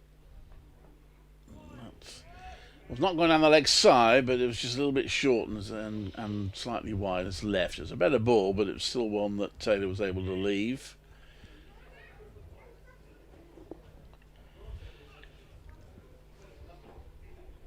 And Warwickshire were operating with 2 slips, but they've just put a 3rd slip back again. They had one I fielded quite close at mid-wicket, but he's gone back now. Sam Hain to 3rd slip. So it's getting a little darkish out there. Now, Alex Davis has decided to bring this field in, so he's not bothering now with giving Taylor a single. So that wraps Taylor the pads. A big appeal from Bamber. It's probably too high, and it's not out. Didn't get a lot of support from his teammates, in truth. 180 for 8. This batting pair sit neatly very high up the wicket-taking column for the competition. Taylor on 28 wickets, Waite on 26.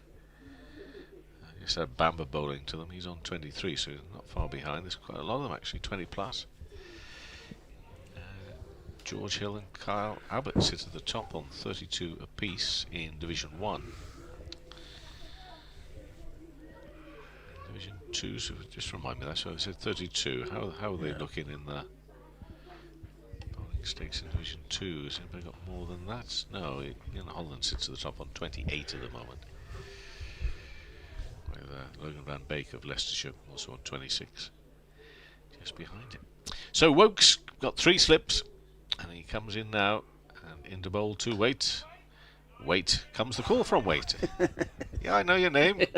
What do you want me to do? When he's bowling, I'm sitting there and Frank's coming, he goes, Waite, and I'm thinking, for a moment, I thought, is he telling me to be quiet or what? Hold on. It's like when Ben Rain's bowling, man. Oh, I find that really difficult. Rain's Yeah. in. Rain's coming in. Oh no. Wokes to Waite. Worked away. There's plenty of space out there for a single on the leg side. And he moves to 44 and takes the Worcestershire score to 180 for 8. Now make that 181 as the board ticked over. Yes, 181 it is. So that target 327. Again, we're just pushing that right onto the back of the shelf more imminently. It's about, I think, Clive, you'll have to forgive me for my old country feelings here, but I feel there's rain on its way. I think it's got darker. It does feel that and way. it feels like rain, Clive. Do you know that feeling? Yeah. Wokes in bowls, and that's full, and that's pushed back up to Wokes. I don't wish to get Worcestershire supporters overly excited by my country feelings and tales, but I have to say that it's got a bit of a damp old feel to it. It's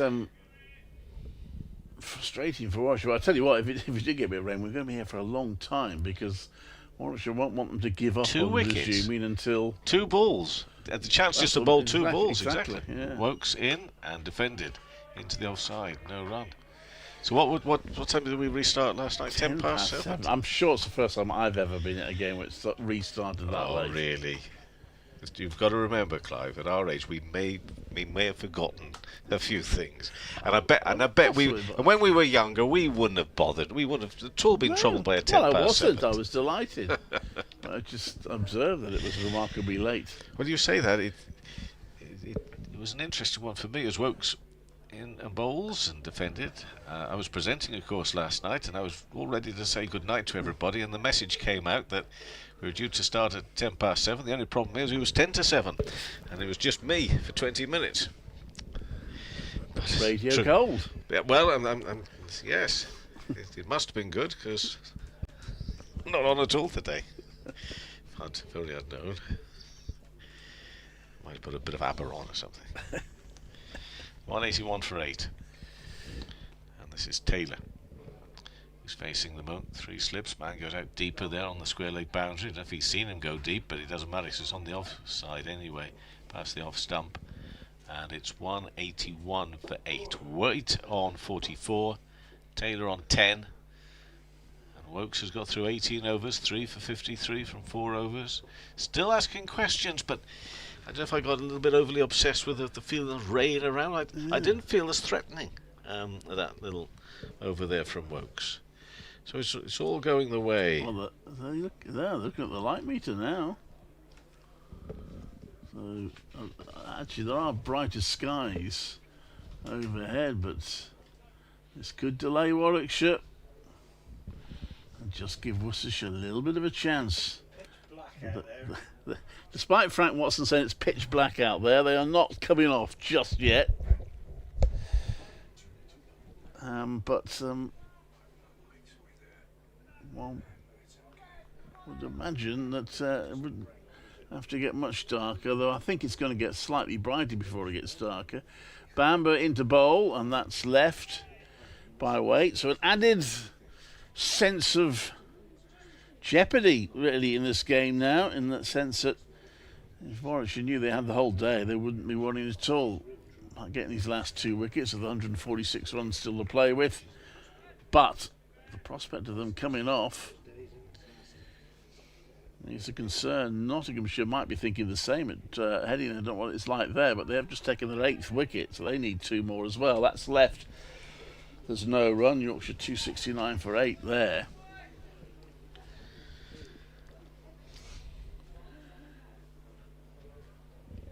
And the umpires are talking. Oh, they're talking. What are they saying? Are they saying light meter? You have a look at the light meter, and we've been off for light already, haven't we, in this game? We have. So they have their reading live. Yeah. They have their reading. Sadly, we do not have Martin Emerson, because Martin has his own light meter. He does. For his lux, does it call it lux? Lux reading? I'm not sure. I think they're telling them to leave the field. They're taking them off. Worcestershire supporters applauding heartily. Well, applauding for the fact that Waite and Taylor here. Yes. Yeah. But also For the fact that I know what you're saying, but I do think this has been so tough, the challenge, from Worcestershire's point of view, that I don't mind them having a bit of help and aid and assistance here from the weather, to be perfectly frank, because I think we've seen some good-spirited defiance here from Worcestershire. Definitely have. Matthew Waite in particular. We thought that Ethan Brooks played really well until he got one that kept horribly low. And now Tom Taylor is holding Warwickshire up as well. All a bit frustrating. Ian Westwood's picked up the best. The news on the paper cup is that Ian Westwood has picked it up. What's he going to do with it, though? Is he going to just put it further back, or he's going to blow back on again? I think Westie's more intelligent. I think he's taking it to that green bin. That's over the there. bin to take it to. You see, Yeah, that was where Rob struggled before Yatesy, if I may call him Yatesy. There he is. There he's put it in the right bin. Yeah, well done. You should get a badge for that. So there we are. Added drama. It is. Now, although I talked for 20 minutes unaided last night, I'm not going to do it again. No, I don't think we need to do that. we will stay here, of course. I think we will probably get back on. It's a big call, and if we do, we'll be here with Worcestershire 181 for 8. Of course, it's diminishing their chances of victory because they still need 146 to win. We had 57 overs, not including the current one being bowled, left when they came off. So those overs will start coming off. Remember, you can't add any extra time on the final day. So those overs will start coming off now. And we'll see how long we have when we get back, assuming we do. And for the time being, I tell you, there are matches going on elsewhere in the country if you want to listen to those. But we'll be back as soon as there's any play.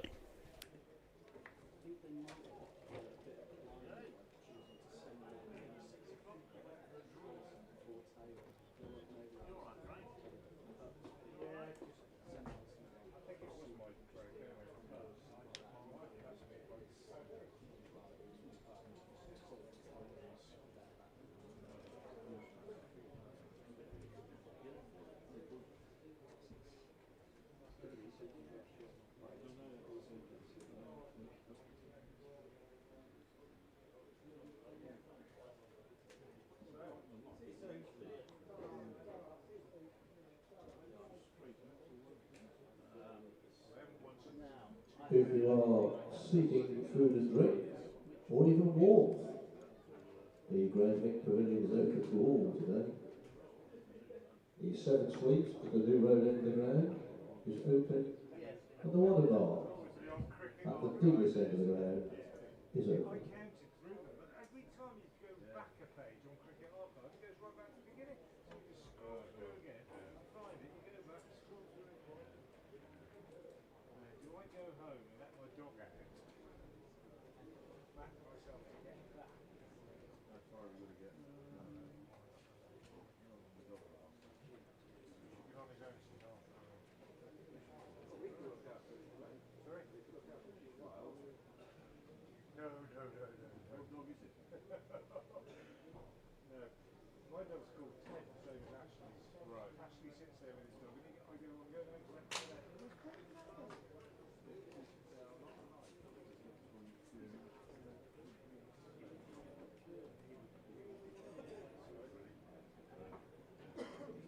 stop the game, I'm on with you. She ran off.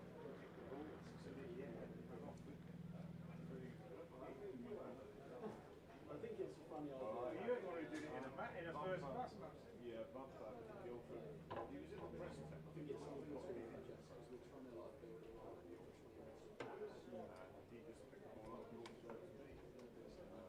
I gave it back to Richard Farr. I think it's about the he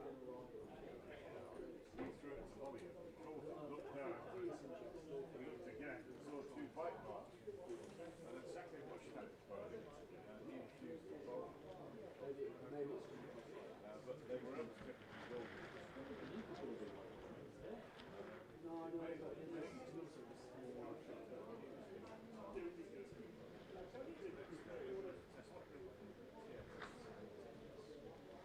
more of a push on them. All the other people picked up on it.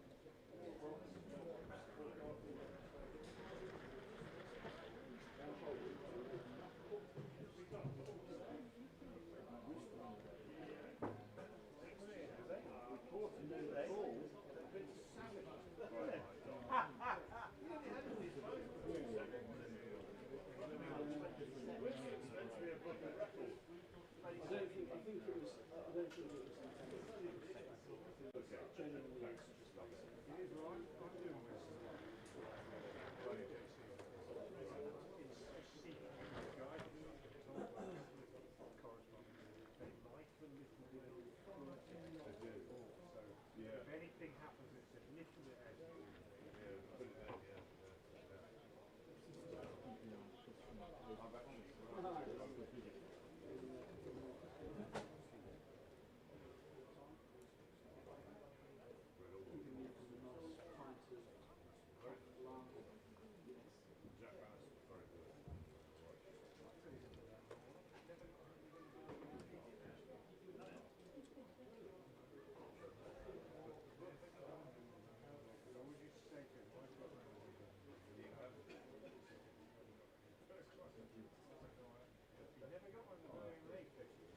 Yeah, I know, it is, isn't it? But isn't that amazing? You think how many games he played in the Birmingham League? He never got a 100 against the university either. Only proper than so he liked to stress that. What a lovely story. One of the students started playing and a loud squeak on the roof. Just out in the yellow. Whenever he was on a strike, to take the piss. Went on all afternoon. Peter Willie, who was up quite Worcestershire, he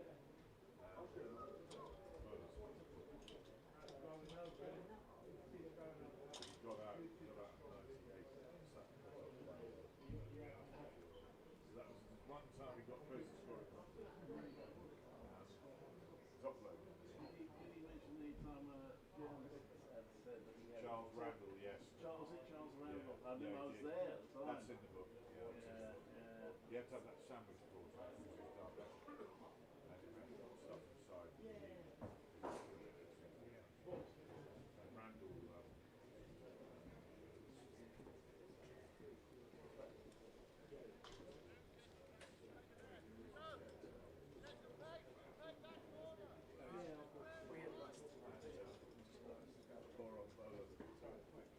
Great.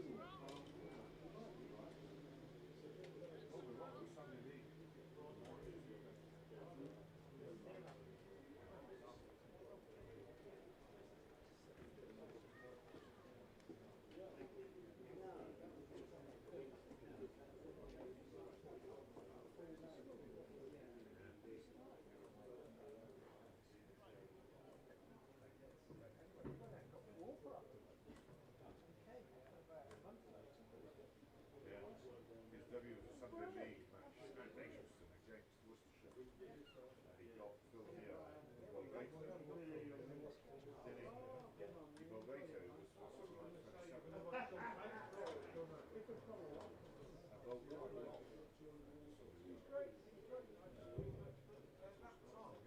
He described himself as a bit of a wicket in those days. He said I was a bit of a wicket in those days. That's what he says in the book there.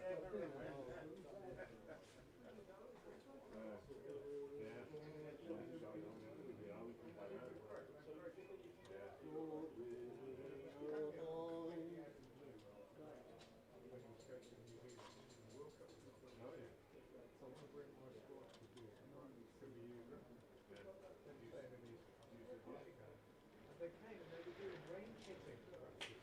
Right. And it's quite a small ground. They went by a load of boys on the field. We both had the sheet.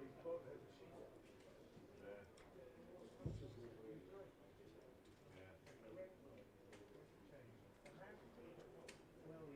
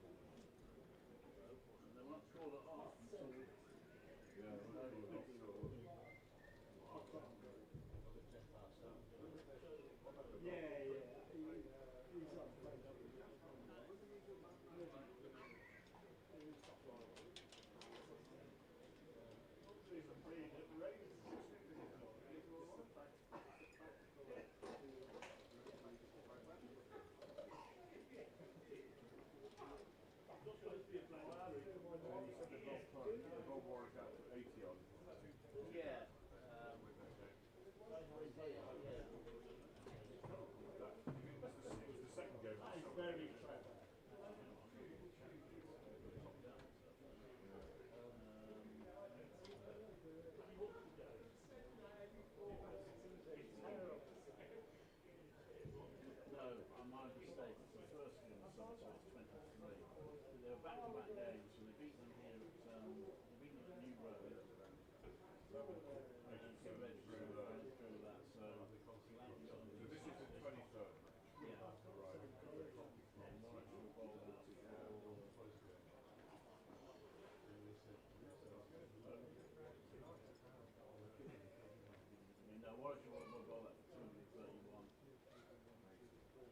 No, the 8 was a different game, sorry. 142 and 231. Solanke got 160, which was the 36 to win.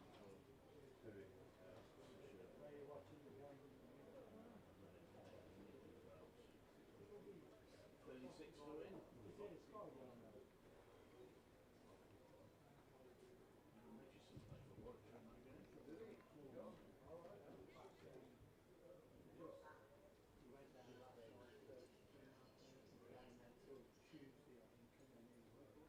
Hey, it's brightening up, get out there. Get out there. Ashley Jarvis is going to walk out with an umbrella now.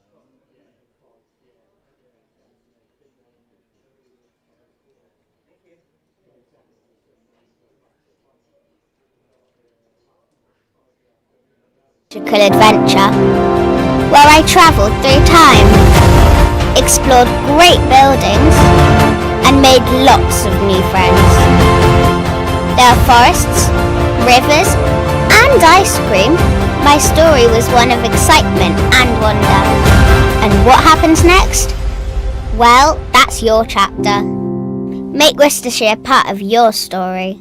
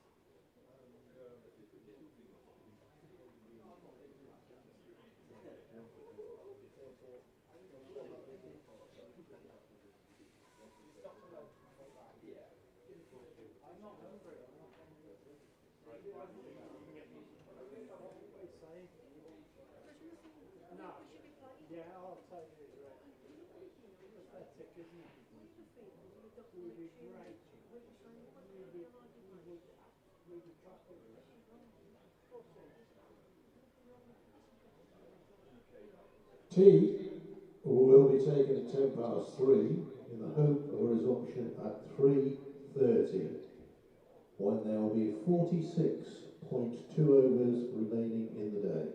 So tea at 3:10, hope to resume 3:30, 46.4 overs left in the day.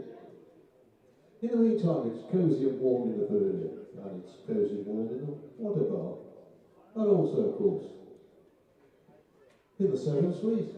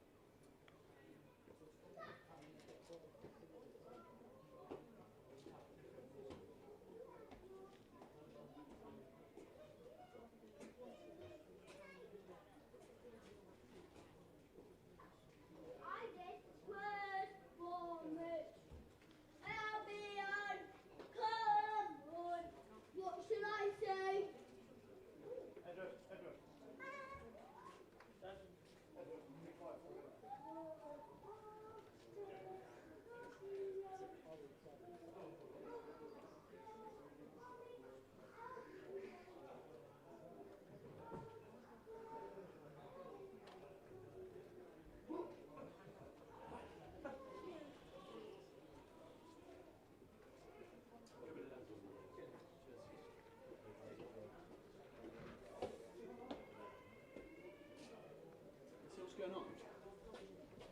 Taking tea and some half three. We're taking tea and then maybe coming out at 3:30. I hope it's at half three.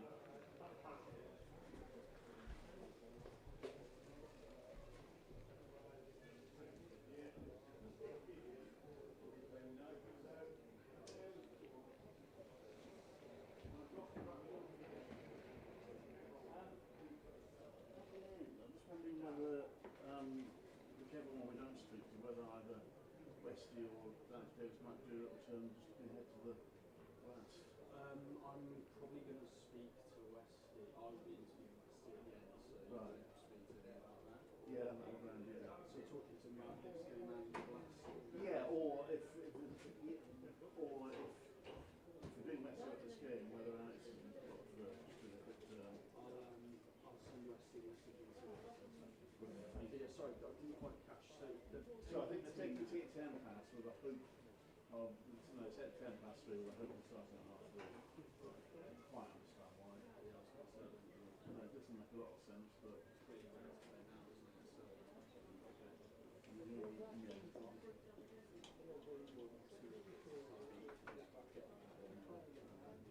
So, okay, cool. Ashley's going to go out there holding an umbrella now, isn't Yeah, take the sunglasses off. Slip over at the bowlers now. There's a bit coming in, isn't there, I think? The radar doesn't look great. No. Well, it depends what side you're on. It looks good to see.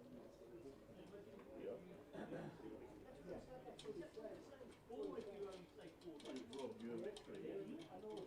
Exactly, if it does. We just want to clearly.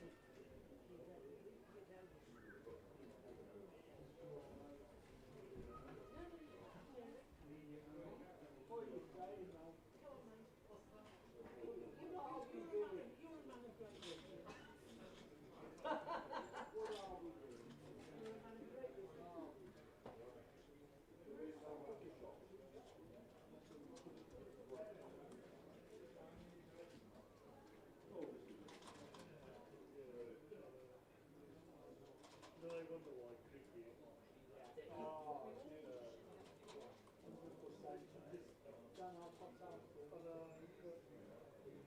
In a perverted way, it's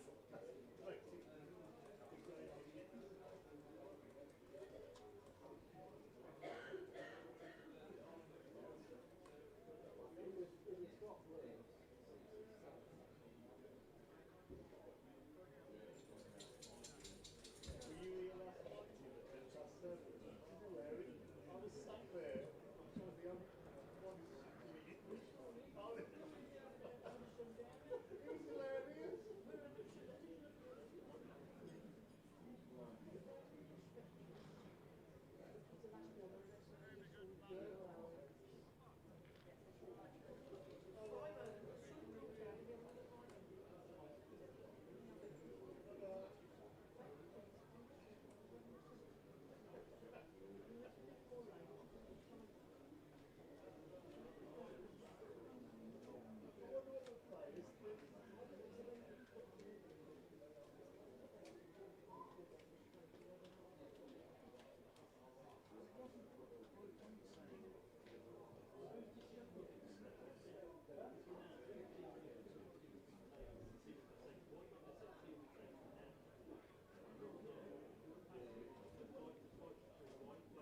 And it's a There is say.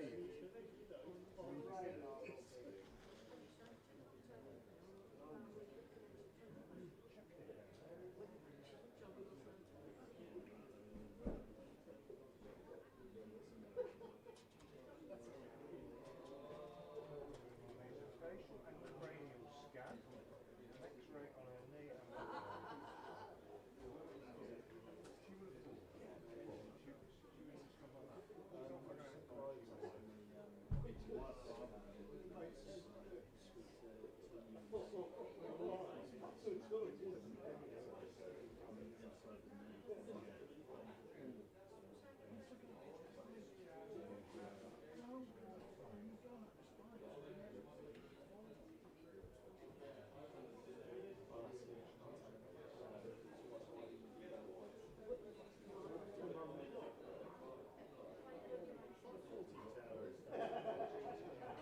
Why does your shepherd thought at night? Yeah, exactly. The American, has he got something terminal?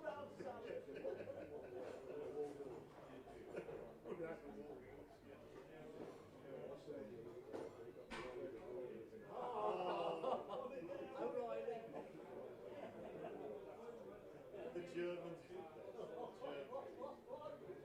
Just some sort of. Even Broad, like Herman Goering's another one. Germans have no sense of humour. Yeah, he's doing this. Do you know in the human comic food to ignore that bad people they used to arrive like they had to act all that out. Come on, this is not the Colonel, isn't it? They edit that bit and he says to the no. He went with the lady.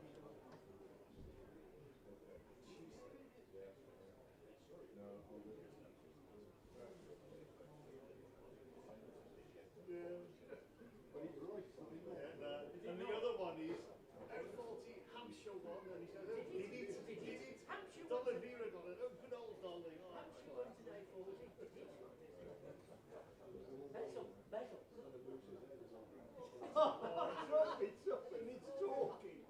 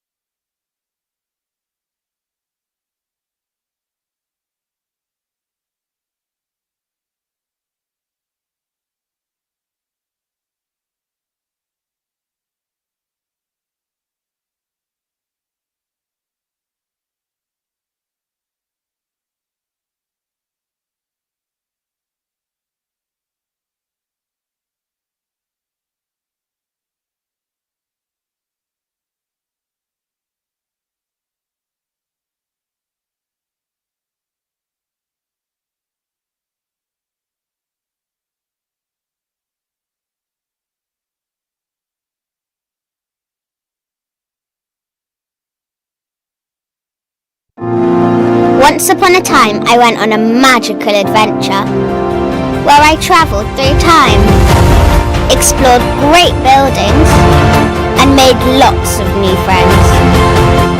There are forests, rivers, and ice cream.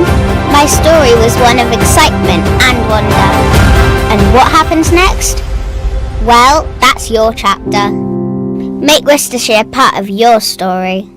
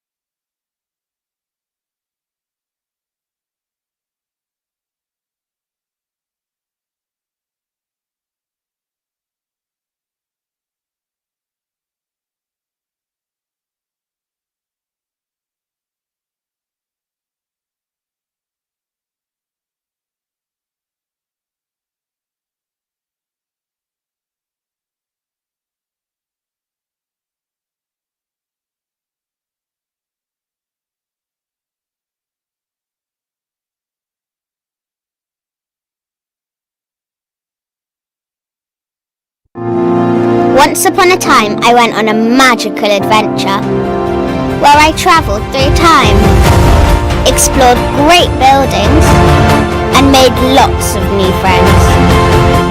There are forests, rivers, and ice cream. My story was one of excitement and wonder. And what happens next? Well, that's your chapter. Make Worcestershire part of your story.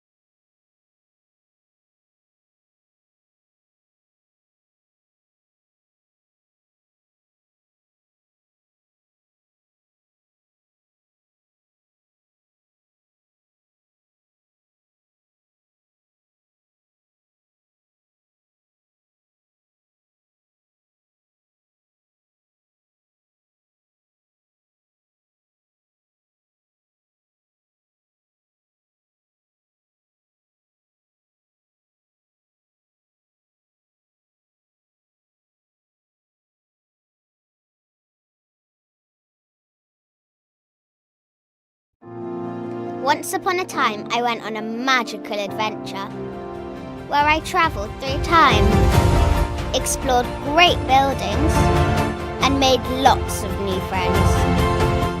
There are forests, rivers, and ice cream. My story was one of excitement and wonder. And what happens next? Well, that's your chapter. Make Worcestershire part of your story.